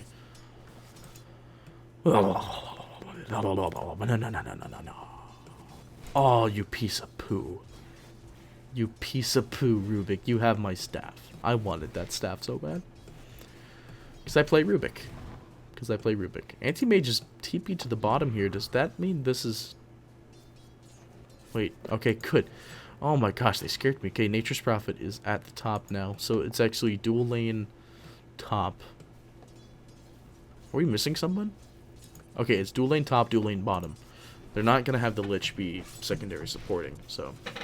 It's going to be a dual lane top with Turtle Zerker trying to get these shots on Underkill here. It's not really working. Underkill doesn't really have a lot of armor compared to Underkill. Yeah, actually no. So Nature's Prophet, he's trying to prevent polling and stuff like that. I don't know what he's actually trying to do with these Nature's Prophet treants, but he's going to try and prevent as much as he can here. Like we can look at the net worth chart now, since it's been a good minute. Kree trying to get some CS in the middle here against this mid-witch doctor. What is going on with Dota today? Oh my goodness. Oh my G. Oh my left foot is like asleep. My left foot. Oh no. My left foot. So it is an off-lane faceless technically, but he didn't go Quelling Blade because he's solo off-lane. Now it's Lich is down here as well. Double damage picked up on the Lion, possibly wanting to try and go mid to get this kill. He's at 104 damage. He has smoke. He could technically go in, and he is going to do that exactly. He's going to smoke on top of this Witch Doctor here. He's in a really awkward spot to try and get a stun here.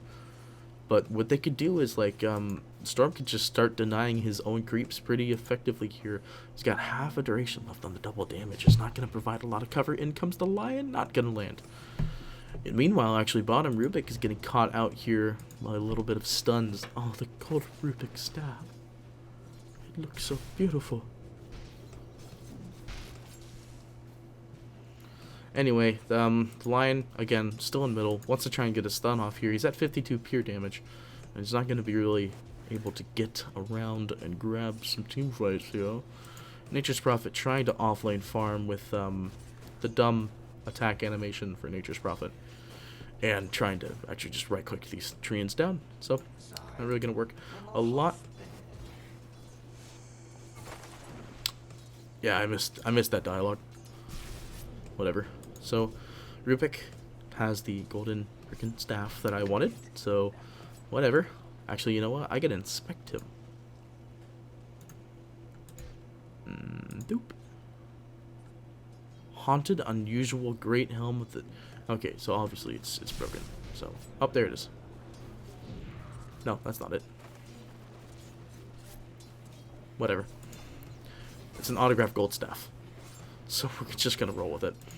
So Rubik, just providing a lot of aggro against this tri-lane with this lion roaming, not yet level 2, kind of wants to be level 2 here so he can actually get his secondary stun spec here. Nature's Prophet having an okay time farming at the top at the moment. He's actually kind of support net worth at the moment. Tower is under attack. Dyer's top. How? Whatever. Whatever.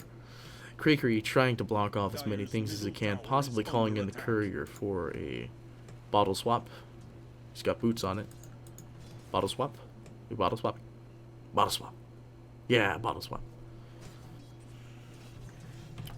So they're going to try and bottle swap here, trying to get as much HP as they can to counter out the fact here. And this Lich is providing a lot of counter fight. In fact, you got to be really careful. Kimball could have stunned him, didn't actually do it. It would have been actually really good double stun. Like, Lich probably wouldn't have been able to help him. The Faceless Void, obviously, just getting... He would have caught out. He would have been caught out, is what I'm saying. Oh my gosh, the farm. It's going back on the side of Devils again, because the Storm Spirit and the Anti-Mage, both at the higher net worth, again.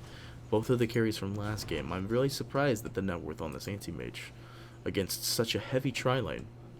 Or since against a heavy dual lane here. That doesn't really provide him a lot of, you know, roaming potential, but oh well. He is Quelling Bladed. Doctor getting the first kill on the Storm Spirit, and, you know, Storm Spirit was actually pretty low HP, so I'm not entirely... Oh, he actually ultied for that too. Dang it. Well, this is what happens when I'm paying attention to different parts of the map. Kills happen so quickly. Kills happen so damn quickly in this game. So Turtle, I don't know what's happening here. Bottom, Faceless, he has enough mana for one swap, but nope, didn't cancel the spell in time. So, in fact, that looked like it was a little bit laggy. So I wouldn't be surprised if we're gonna get a pause here to check for internet or anything like that. So, Boots picked up on the Razor. Doctor taking a lot of heavy damage here. Nature's Prophet going to try and TP in to help here, but he's regenning right now. In fact, he could turn around and cask and end up killing the Nature's Prophet if he wanted to. Nope, not gonna work. Rubik comes in as well to try and finish off the kill here. Nature's Prophet getting the last hit and causing a lot of distress for this middle Witch Doctor. He has buyback if you wanted to, but we're not going to talk about that. Top rune still available at the moment. Obviously, there's going to be no contest for it. Nature's Prophet, since he TP'd, he's got to take the Walk of Shame back to home.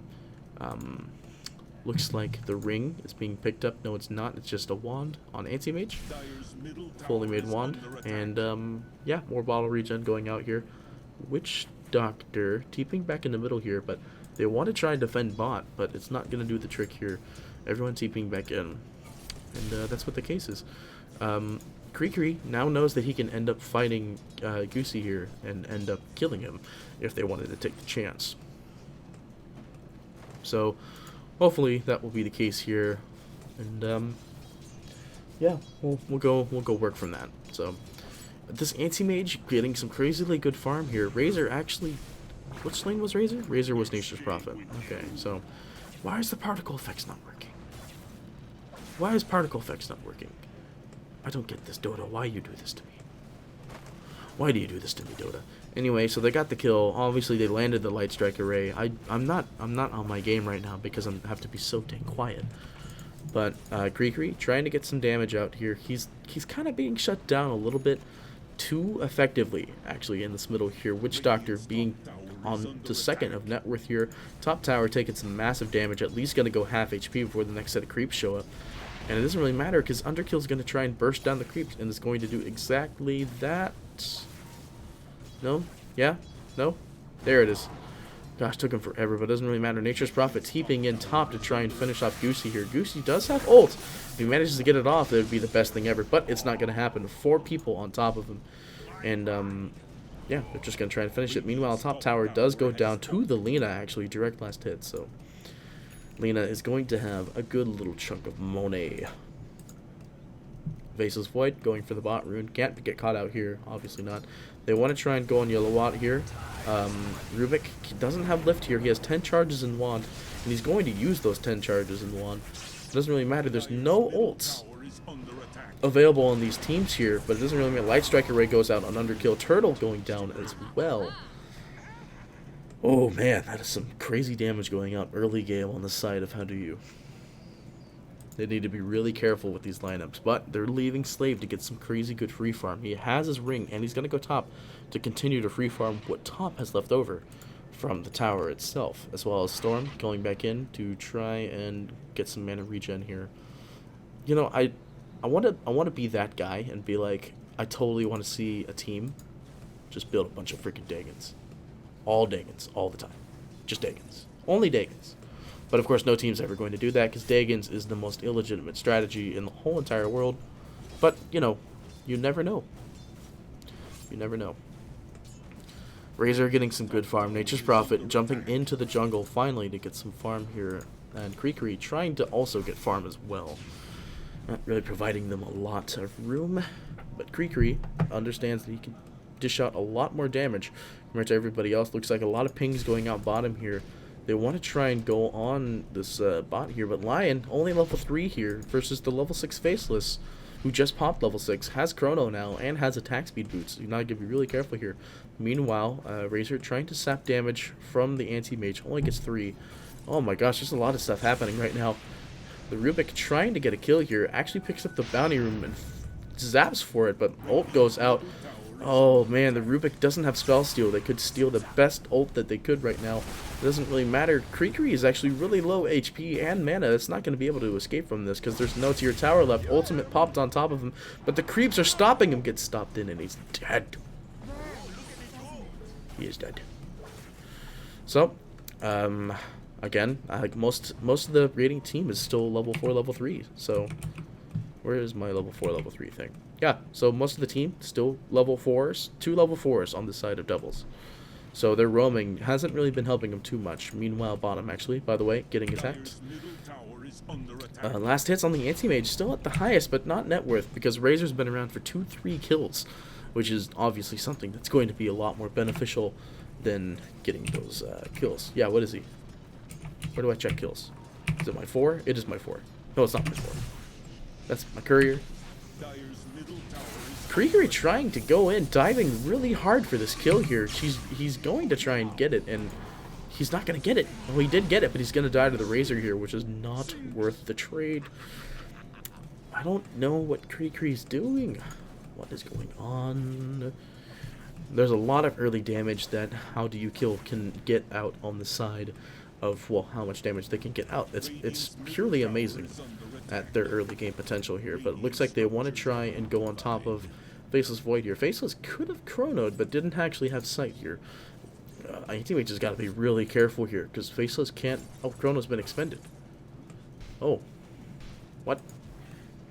No, okay, well, never mind then. What I am saying and stating is false. It smells like coffee in here. Yeah, it smells like coffee. I don't drink coffee. Why does it smell like coffee? Witch Doctor getting the last hit on the tower instead. You know what? Trying to kill the Rubik. He's at so low HP. They don't want to, he doesn't want to dive. He doesn't want to dive really hard to try and kill them. So it doesn't matter actually because Rubik killed himself to a neutral creep. So yeah. But they got to be really careful here. Deloria might actually get caught out here. Nature's Prophet cast being threw out. And the ultimate going out by Witch Doctor here. It's going to land and kill Kukuri here. And my gosh, the ults on the side of Witch Doctor, the kills on the side of Witch Doctor have proved to be outstanding. Like, holy bananas. Witch Doctor MVP. For sure. I mean, what's the net worth here? Witch Doctor's basically playing a carry at this point. He's at 5.2k total net worth. Oh, goodness me. But, again, Devils have the mid to late game if they can get it to 25 minutes and Anti-Mage gets his... Oh. I don't know if Anti-Mage can get his Battle Fury in time. Especially since their team is kind of far beneficial. Oh. But who knows, Anti-Mage might be able to get everything going out here, and it might be some crazy super experience or something like that. Double wards sitting on the top of... They know that the ward's there, is what the problem is. Like, the ward is there, And most likely it's going to be the case. Sentry wards being popped out on bottom here. Rubik. Oh, the sentry just barely out of range of the overseer. Of the overseer ward. Observer ward. So he's going to move on from there. He's still level 5. He has yet to get the ability to steal ultimates. Lich is TPing in, but I don't know what he's doing. Kukuri might be able to kill him if he wanted to, but he's not going to. He's going to zip out. And, gosh, the Rubik is still not level 6. Neither is the Lion. So this is interesting on how long these two heroes can be level 5 and still, like, they have 3 kills and they prevented a good chunk of more, but they're dying all the time. So there's no level ups, there's no nothing. They're stuck. They're stuck in a rut that they can't get out. Kukuri. Just needs to be careful here. The doctor isn't there though. The doctor is not in. And anti-mage, where are you? You're right here, trying to get farm. Again, they're trying to go for a Battle Fury. It's kind of the normal thing for an anti-mage nowadays, but in all honesty, you could skip a Battle Fury on anti-mage. You don't need Battle Fury anymore. But, you know, everyone still picks him because Battle Fury. So, he's kind of like an alchemist. He's simple when it comes to needing items. Like, it's straightforward. He usually gets Battle Fury into, like, Manta and stuff like that. Doesn't really matter. Looks like they gotta be a little bit careful here. Krikri might get caught out by the Chronosphere. Could jump on him. Ooh, he actually jump canceled the ultimate here. It's gonna go on Berserker instead. Underkill is going to ult to try and complete the kill, and that's exactly what's gonna happen. I don't know if that was a smoke expended or not, but either way, they're circling out. There are wards here. There could be wards here, and that's what they're doing. So Underkill is gonna try and cut the lane. Doesn't actually cut too much of it, but Witch Doctor pretty much has Ags. He's gonna turn on his DD to kill this tower. Right? DD. Turn on. Use your DD. Use the DD. Okay, well, it's not going to work. Slave trying to get top here, but he's got Battle Fury now. 15 minutes, actually, so he did make it to the marker. He did make it to the marker to get 15-minute Battle Fury. Bot goes down. Aghanim Scepter so close, barely within grasp for the Witch Doctor here. Witch Doctor at number 3 net worth now. Meanwhile, Underkill is going to go to the mid. Oh, what? I could double click on him and don't do anything else to follow?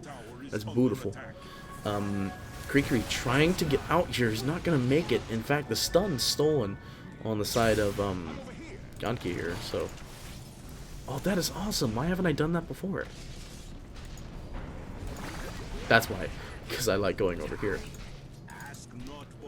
I can click on the picture and it follows them. That is nifty. It looks like it might actually get caught out. Storm Spirit could be in a really bad spot here if they wanted to, but meanwhile, looks like bottom. Yeah, I just double click it. That's awesome. Why didn't I know about that before? So, yeah, it doesn't really look like there's much going on in the lanes anymore. 7.4k on the Razor. And nearly 7k on the Anti-Mage. Battle Fury picked up kind of on time, kind of not really at the same time here. He's going to TP to bottom, take up the rest of the farm. When he actually TPs. Yeah, there he goes. That or my mouse is broken. Maybe my mouse is broken. I doubt my mouse is broken. Anyway, Witch Doctor picks up Aghanim Scepter finally, which is actually something that's very beneficial for him. Especially against this team fight. For those of you who are going to watch the VOD, I'm sorry that I'm kind of quiet. There are people here, and I cannot be loud. So, we're going to have to roll with it, at least for this game. Game 1 was actually pretty loud, I have to admit. But, yeah, they're gonna try and get out this bottom tower here. Nature's Prophet trying to push his way in and offer as much aggro as they can. Meanwhile, top, Anti-Mage finally getting boots. Turtle wanting to get top tower, doesn't have creeps, but he will have ult, and he's going to pop it now? Right now? Right now. Go. Right now. Right, okay, he's not going to do it. In fact, they are going to get out, and they're going to go back to bottom. Mid? Mid. Go to mid. Ah, nope, they're pinging out. Invisible Doctor coming through. There are no sentries to disable that, so everyone's finally level 6, by the way. Level 7 on the Rubik, level 6 probably on the line. Barely level 6. Barely level 7 on 6. 6, 7, 6, 7, 6, 7, 6, 7. Bah. Gotta be careful. The dock is right on top of him. If he could get another creep or even the storm spirit, ooh, that could have been a dirty stun lock. But it looks like Kimbrell is going to get out. No, he's not. He's on top of creeps. He's on top of creeps. He's gonna say we gotta kill him. We gotta kill him. Invis going to expend in 2, 1. Hey, how you doing? Wanted to ult so bad. He's still gonna do it. Watch, guys. He's still gonna do it. Come on. He's dead. No, bottle popping. Yeah, he's not dead because of the bottle popping. Meanwhile, Space Maid on top. Mid's going straight for the next tower here. Nature's Prophet. I can't tell what he's building. He's got drums. He's got a Glove of Haste. I doubt it's a Midas. This late of game of Midas. Aghanim Scepter actually on the Razor as well here. He's just going to steal as much damage as he can. He can't actually kill him here. But it doesn't matter because at the same time, multiple forts going out. Slave gonna try and kill this Faceless here, but it's not gonna work. In fact, Faceless, it's just dealing so much damage. All he has is a Vladimir's. So, typical offlane build. Typical offlane build. So, now Witch Doctor finally can buy boots after getting his Aghanim Scepter. And just providing as much of that fire support as he can. Nature's Prophet, tempting a TP. I don't know what people are building here. I'd love to be like, I know what all the builds are in the world. But I don't. I don't know what all the builds are. Faceless Void, disconnected here. So. Why did I go all the way up here?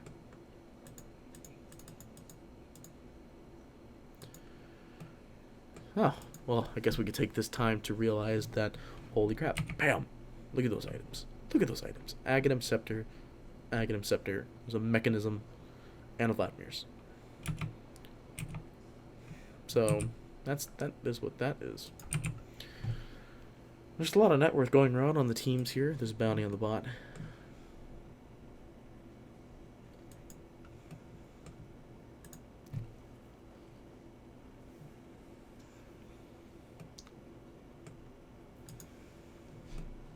Yeah, Mechanism actually freshly picked up on the Lich by the looks of it.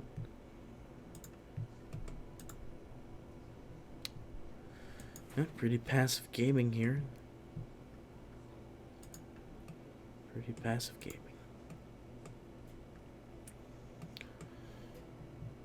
Oh boy, oh boy.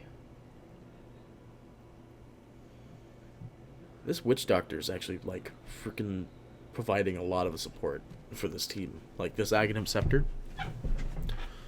Teamfight capability increased by, like, 100 freaking percent. Good golly. And then the Lena, you know, the Lena can provide a long duration stun.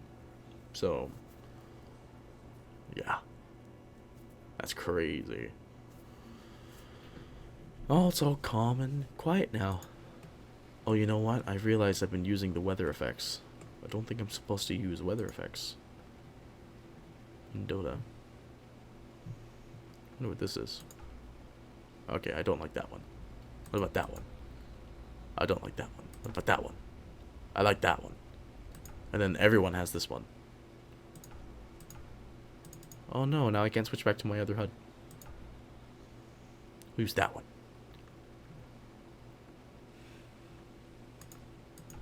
Okay. Roll with it. So, what is happening here? Orchid Malevolence being picked up on Storm Spirit, possibly against the Witch Doctor. Which makes sense. Orchid Malevolence would be obviously the best pick here. And Rubik just playing full support instead. And the Lion looks like trying to get a Blink Dagger here so they can actually get some counter team fights going on. Going on. 1.8k picked on Faceless, also going a Blink Dagger. Vladimir's being built on Anti-Mage. He's got to get the lifesteal right now. Just gonna, like, slowly talk about things. I was also talking on the microphone extremely quietly, as if nobody ever heard a thing. Chickens everywhere. Man, good old Dota. I'm winning more MMR games. I'm happy now. Oh wait, what am I doing? I got a soda right here.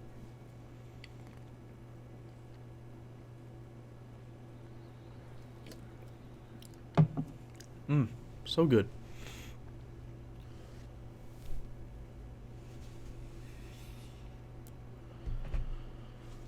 What do I talk about while we're in the pause? Nobody told me. You can talk about the courier. I have this courier. I was at the international. I liked it. I'm not gonna go to this international. I want to though. So bad. So bad. We'll go to the next one. Once I get my MMR up and start casting Dota games. Goody goody. What was the pause rules? There is no pause rules for amateur Dota. Goody goody goody. Nitty badum doodoo.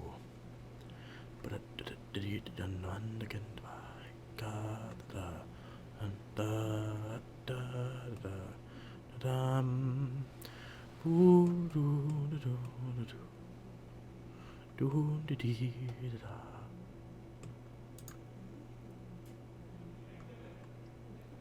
Tower. Tower. What's Discord? What's Discord? Do I dare Google whatever Discord is? Nah, I'm not gonna Google it. Wonder what Discord is. I'm gonna Google it after this game. Discord. Discord. What is Discord? My phone is vibrating intensely.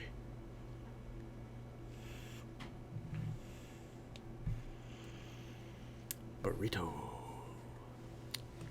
Yeah, I don't know what I'm supposed to talk about during this pause season here.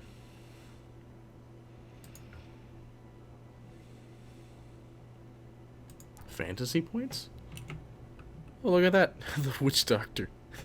That was funny. He is back. He is good. We are good. We're good to go. I love it that everybody laughs once the patch, or once this pause is over. So they're gonna go for this top here. They have a fort for it. I'm pretty sure they're going to expend it. They're actually going to try and out-stun him with Lich coming in. Lich has ult. They're all ults available. 3 here, but it's not within deny range. In fact, they also frost armor it. Doesn't really matter because Faceless Void, he's here. He wants to try and go on top of him, but Faceless Void's not going to do that. I'm going to lean up slowly into this microphone and talk about my feelings. Is he going to Chrono on top of it? No, he's not. In fact, they're going to... Oh, that was really dirty. Chrono into the trees. It's not going to work here because Turtles is going to be able to get out. There's no mana on him. Slave can easily ult him and end up killing him probably within the next couple hits here. Ult goes out, but he tangled thingamajiggers. And Faceless does go down, but on the other end, Lena does end up getting the top kill, and double kills going out on Razor and the Rubik here. No top tower being expended. Nature's Prophet going to try and TP in and backdoor this tower with its very little HP, but there's another fort. Oh, they didn't use it. He's got no HP. He could get sniped so easily. It doesn't really matter though, because the tower goes down. Bot tower also going to go down here to the anti-mage. Nope, it's not going to go down. It's got too much HP. No, he's going to keep it. No, he's not. Okay, he's out. He's out. Orchid Malevolence picked up on Storm Spirit. Storm Spirit. Storm Spirit. And yeah, so this Witch Doctor, he's building a lot of damage so far. Aghanim Scepter, he's got a bottled regen rune, which is now expired since he it expired, basically. So that's what that is. And how is the Blink Dagger farm going out online? It was cancelled. He's going to go for a 4-staff. Blink Dagger possibly being built on Rubik. No, he's not. He has a bottle. Is it his bottle? It is his bottle. Go for the bounty road. Go, it's right there. Oh, hang on. Looks like Kree is trying to get on top of Underkill here now that he has this, ooh, just barely gets the right click. Frost Armor picked up. Not going to actually affect. Oh, it does affect him because he puts it on. And he's good. And he's good. Nature's Prophet trying to pick a lane to push here, but this Faceless Void, he doesn't have a TP. He's got 20 seconds left on it. They don't know that, though. They don't know that. Nature's Prophet wants to try and get into the lane here. It's not going to be enough. Oh, just put the trans down. Come on, you know you want to. Are you going Desi? Maelstrom. Maelstrom, okay.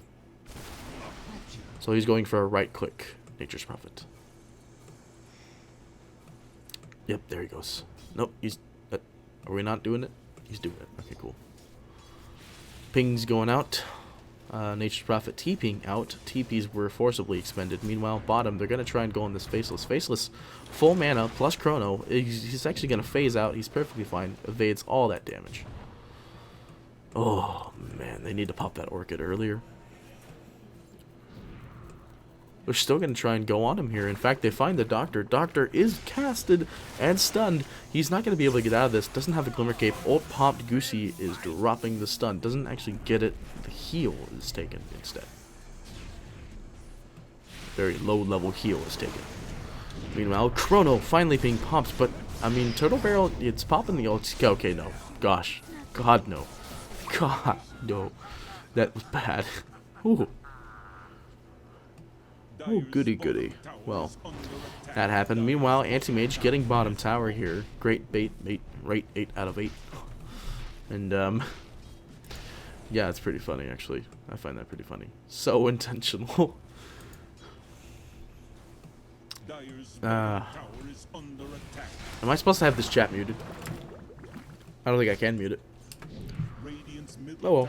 But Anti-Mage TPing in, he doesn't have any sort of way to get counter initiation on top of this Lina here. Lina, he's got 200 to low mana.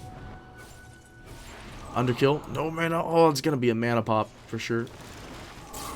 Boosh. That was so worth it. That was so worth it. I like mana bombs. Wow, I'm surprised they didn't want to fight that. I'm surprised they didn't want to fight that one. Well. Looks like, what is this? BKB going out on the Witch Doctor now, so it can't be stunned out. Can't be lifted. Could get bashed. And that's it. Yeah, just could get bashed. If Anti-Mage builds Basher eventually. Faceless Void. Haste Rune. Gonna try and farm up as much as he can here. Anti-Mage back on the top of the net worth chart here. Has the Manta recipe. And he's gonna send the courier. Somebody send the courier to the secret shop. No? There we go. There we go. There you go. Wonder if they can hear me. Can you guys hear me? I know you can't hear me. That'd be stupid. Yellowist, he's tried to spell steal what he could here. But Yellowist just jumps on top of him. Kree trying to kill the Witch Doctor again. Witch Doctor does have ult though because he didn't end up getting to cast it last time. Turtle Zerker. Oh, he's too close to Lion. The stun jump did happen. And they're not going to be able to get a counter kill off of this. In fact, everybody's here now. They might need to be a little bit careful here. You lower out. Oh, there's not enough damage being able to pump out here. Manta style finally picked up on the Anti-Mage. Nothing is going to become of it. Nothing. Nothing will become of it. It's an SNY recipe. SNY total going out for Razor here. And they're like, oh, look at that. Anti-Mage is farming. Well, they can't really jump on him. They know that he's there, too. They know that he's up there. Yellowwatt is going to try and jump on him. Stun drops out. He's going to lose a lot. Oh, God. That was really hard. Oh, that burp is going through my nose. Oh, it burns. Oh, it burns. No, I'm just joking. I'm fine. Rubik. Gosh, he's only level 8. What's the line? Level 8 as well. Good grief. The supports on the side of Devils are not proving worthy at this point. But he's going to try and get a courier snipe. Instead, he's going to snipe off the wave. Snip, snip. Nature's Prophet pushing top. They are rushing as fast as they can up here. Oh. Nope, not going to work here. Nature's Prophet TPing out. And he's going to get it. They're like, why didn't you blink? Oh, wait a minute. That's not them. Oh, okay. Well, that happened.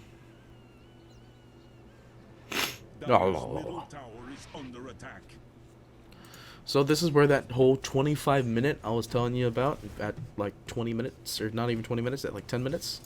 This is where that 25-minute thing comes in, where it's like Devils is going to be able to prevail with their late game lineup because they have a Natures, they have a Storm, who is their mid game, with the Orchid Malevolence, who could just provide a lot of binary support for this team. In fact, they're going to go on top of Goosey here, and that's what's going to happen. They're going to beam him just to confirm the kill. Underkill, Krimble's going to get out of... No, he's not going to get out of this one. He's dead. Yeah, he's dead. Underkill's got to be careful here. They're on the rear end of a really bad team fight, but looks like it doesn't really matter because Gengaki is going to die to a Lich. How embarrassing. And Storm Spirit goes down to the Faceless Void. Level 16, Nature's Prophet TPing in. Anti-Mage actually dropping the Lena with nobody nearby for that Mana Bomb. They could turn and fight the Lich at this point, but they're not going to. In fact, they actually had Light Strike Array. And the Lich is actually going to get beaten up a bunch by the Anti-Mage, who is about to blink on top of him. Doesn't have mana to do it. And for some reason, just didn't... I don't know. I don't know, guys. I honestly don't know. Gets him. Cool. He's dead. So that's it. Woo. Man. Alright, so this is what I was talking about, guys. The Anti-Mage is finally showing his colors. He's got the Mantis style. He's got the Manta Mage, basically. He's got the Battle Fury, and he's got Vladmir's. He could literally go for Roche right now. He's not going to. Faceless Void's right here. Speaking of which, Faceless Void's going Aghanim Scepter. Goody goody. Goody goody. Speaking of Aghanim Scepter, Lena picks up one. Oh, they tried to get a Chrono. What? There was no way they'd get a Chrono because no one had one. But yeah, Lena picks up Aghanim Scepter. So a little Pierce BKB. I don't think anyone actually has a BKB. Whoops. F4 is technically supposed to be my net worth thing. So 4. 3. It was 3. Yeah, no one has BKB yet, so BKB isn't really going to be useful for them. Yeah. Well, they're just gonna have to deal with it. Blink Dagger. Not picked up on any of the people who want to Blink Dagger yet.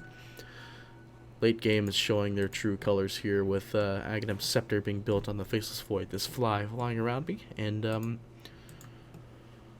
Basher, like I said, picked up on the Anti-Mage, so now they can bash through the BKB that was being built on the Witch Doctor. Still being built on the Witch Doctor here. And yeah, TP's going out to top here to try and get some fights here. Can you sap illusion damage? You can indeed. So congrats, you had some random damage. Random damage. Random damage. Meanwhile, middle, they're like, come on, let's get on top of this guy here. Garaski trying to get on top of him. It doesn't really matter. Faceless getting the first shot bash. That is a bunch of bullcrap luck. Chronosphere is available. He doesn't have mana for it. And ult avoided. Actually, ulted. Everything like that. Oh my gosh, a lot of death. A lot of death. No death. Only one death. And it was Faceless. They got the Faceless. They even got Razor to pop the ultimate. Which is actually Ag, so it'll be back up shortly. But meanwhile, more space made. Nature's Prophet trying to push back in. He has a Maelstrom, 2.5k. Possibly going Aghanim Scepter, probably not. Wouldn't be surprised if it wasn't Ags. So, Anti-Mage trying to also just create more space by going up into the top lane, where it's being pushed right now. Doctor, wanting pinging out. Oh, we gotta defend this, boys. Doesn't really matter. Boom. Nature's Prophet. Boom. Treants. Never mind. It's 8 seconds on cooldown. Doc does not have ult, but is good enough to chase them out of here. So, that's good enough to get everybody to leave. Looks like the builds are rising. The fights are tensioning and just fights. All of the fights. So they're saying we get the Razor's going in, pushing bottom here. Nature's go and push another lane. Nature's going into the middle here. Looks like TP being forced out by Razor. Razor could be in a really bad position here, but Razor does have ult plus 14 wand charges. So they're just trying to confirm towers where they can confirm towers. Blink Dagger popped on the Faceless. They're gonna try and go for the... Oh, that's actually a much better thing to stun, and the tree chain does not actually break anyone else, and Nature's Prophet going to get out perfectly fine. Nature's Prophet could actually go top here. He's got 3 seconds left on teleport. He could get this top tower with its half HP and so on and so forth. But not gonna happen. Rubik pinging out the... Oh, speaking of which, Rubik picks up Cask. It's not gonna work though, because bam, right around the corner is Faceless Void with a Chronosphere. Lena getting the Nature's Prophet, I believe top. Yeah, there he goes, sinking down into the ground here. And Faceless Void getting stunned out massively. I can see it just by the damage bar. Doesn't really matter though. Storm Spirit pushing out bottom. They're trying their best to push. That doesn't really matter because bam, all of the kills. Creakery is kind of caught out here. I don't think he's really gonna get out. Oh my gosh, oh no, he's degened. He's got so much degen. Yeah, he was gonna die. He was gonna die. I'm hungry. My stomach is now angry at me. Lich popped ulti to try and confirm a kill in middle, but not really going to be the case here. In fact, if Rubik wanted to, he could steal a more beneficial spell, but as HDYK just literally jumps in. Oh, hey, look at that. A free kill and a mana bomb usage does exactly that. Beautiful plays. Beautiful plays. The late game is finally coming in for doubles here. Nature's Prophet and the anti-mage pushing tactics. It's just so dirty. It's so dirty. Looks like it's actually going to be a Scythe of Ice coming out on the Nature's Prophet, especially since one of his items is a Scythe of Ice. They're going to try and go on this Faceless here. Faceless has enough mana for a jump and is going to do exactly that. So, Abyssal being picked up. Counter TP fights are trying to go out here. Kimball trying to actually kill him, but it's not going to work. Turn around, Dagon ulti, not going to work. Doesn't matter. Rubik has Blink. They're like, we could totally do Aegis at this point. And they're like, yeah, let's totally do Aegis. Still picks up a Bloodstone. Kakiri. Creakery? Cray. Kakuku? I don't know. They're going to go into Aegis here. TP is going out the top here. They see that the anti-mage is coming in. Chrono not available, but he is hiding in the corner here. Oh, that was actually a really bad place to blink there, anti-mage, but it doesn't matter because you have freaking that thing. Plus regen rune. So, I mean, Faceless has no mana now, so that's a little bit of a downside for him. And they're gonna go for this. They're gonna go for the Roche. There's no wards preventing them from doing so. So, Bash hits on Kenny still. I don't know why he's still on top of that. Creery? I want to call him Creakery. I'm going to stick with Creakery. So, I mean, the Bash is going out on Roshan here. It looks like there's like a special Bash animation for Roshan. Just wait for it, guys. He'll Bash eventually. See, look at that. Look at that special Bash. Look at that special Bash. Roshan goes down. No one's going to pick it up. Storm Spirit actually takes it instead. Full charge Bloodstone as well. So, still a lot of potential here. Looks like Ag's trying to be built here. Wow, that's like not even half of his mana. Storm Spirit trying to jump in to get that kill on that Razor by chance. But there's 3 outside here. They can possibly get one on top of competition in me. And they sent in the AM illusions. They're going to try and sap what damage they can off these ranged barracks. Get out of here. This fly is in my office, and it's really annoying. Stupid fly. Stupid fly. I hate flies so much. They have 24 hours. They live for 24 hours. They spend 23 of them bothering you, and then 1 hour dying. So annoying. So annoying. Meanwhile, Nature's Prophet still creating space, pushing alternative lanes, hitting this fly. Get out of here. I don't know why. There's always a fly in my office. Is that like a thing? I got him. Ha! Nature's Prophet pushing out top. There's nothing they can really do to defend that tower. So, it's down. They need to send the treants, but it doesn't really matter. Bottom barracks are being attacked by Storm Spirit. Out he goes. Chronosphere wasted. And now they're saying Chrono has been wasted. They could go in for a team fight at this point, but they still have Witch Doctor Ultimate. He's riding over here on the side. He's got a BKB, and he's not afraid to use it. Rubik is here. They're popping out. Competitive Spirit is going down. There is no buyback.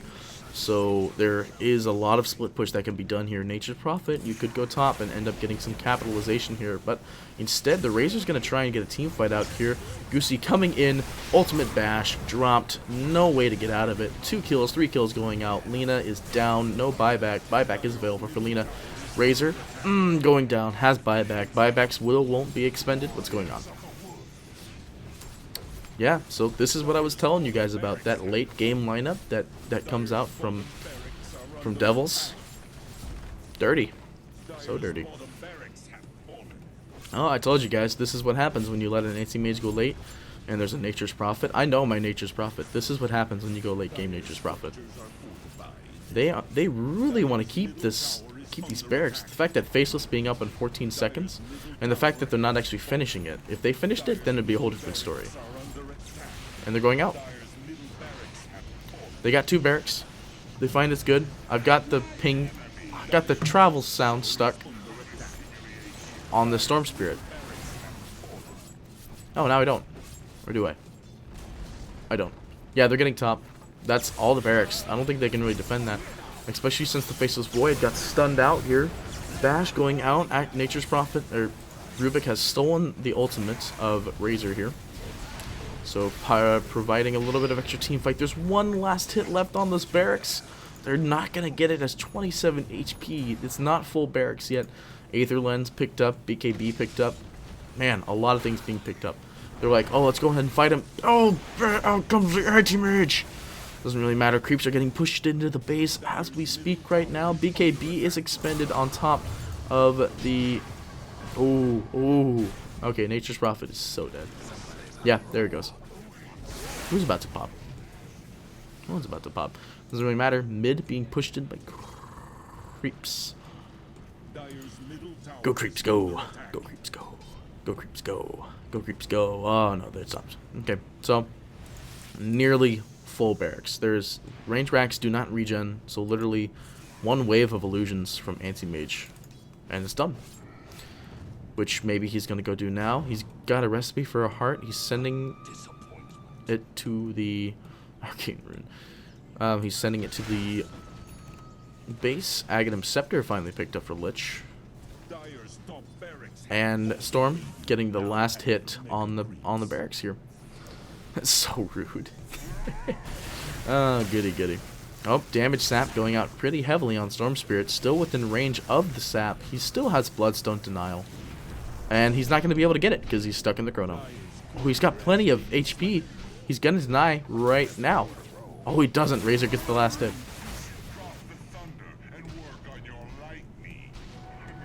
Doesn't really matter. Heart is picked up on Anti-Mage. Here we go. Rape!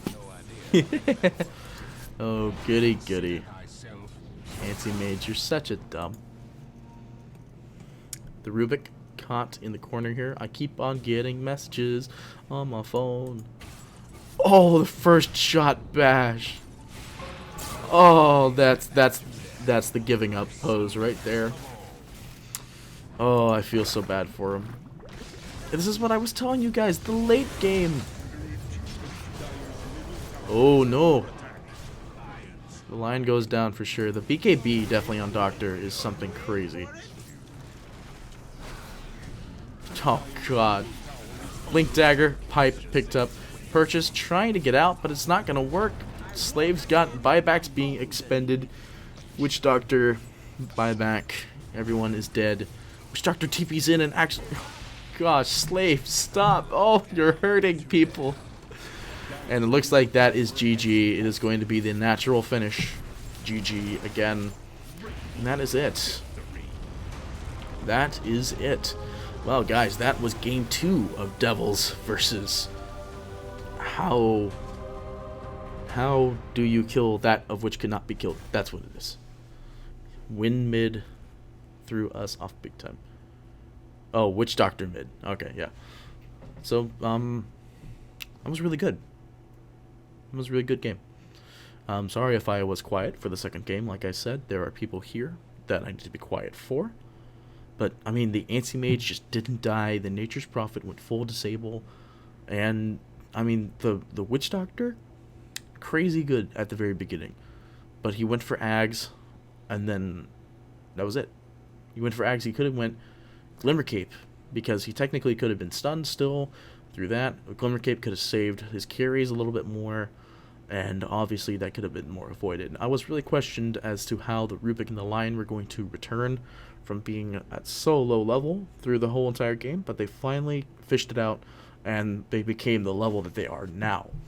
So congratulations to DOP Devils. I don't know. I mean, I know what DOTP is. I haven't actually physically seen them. But either way, you guys have a good rest of the season.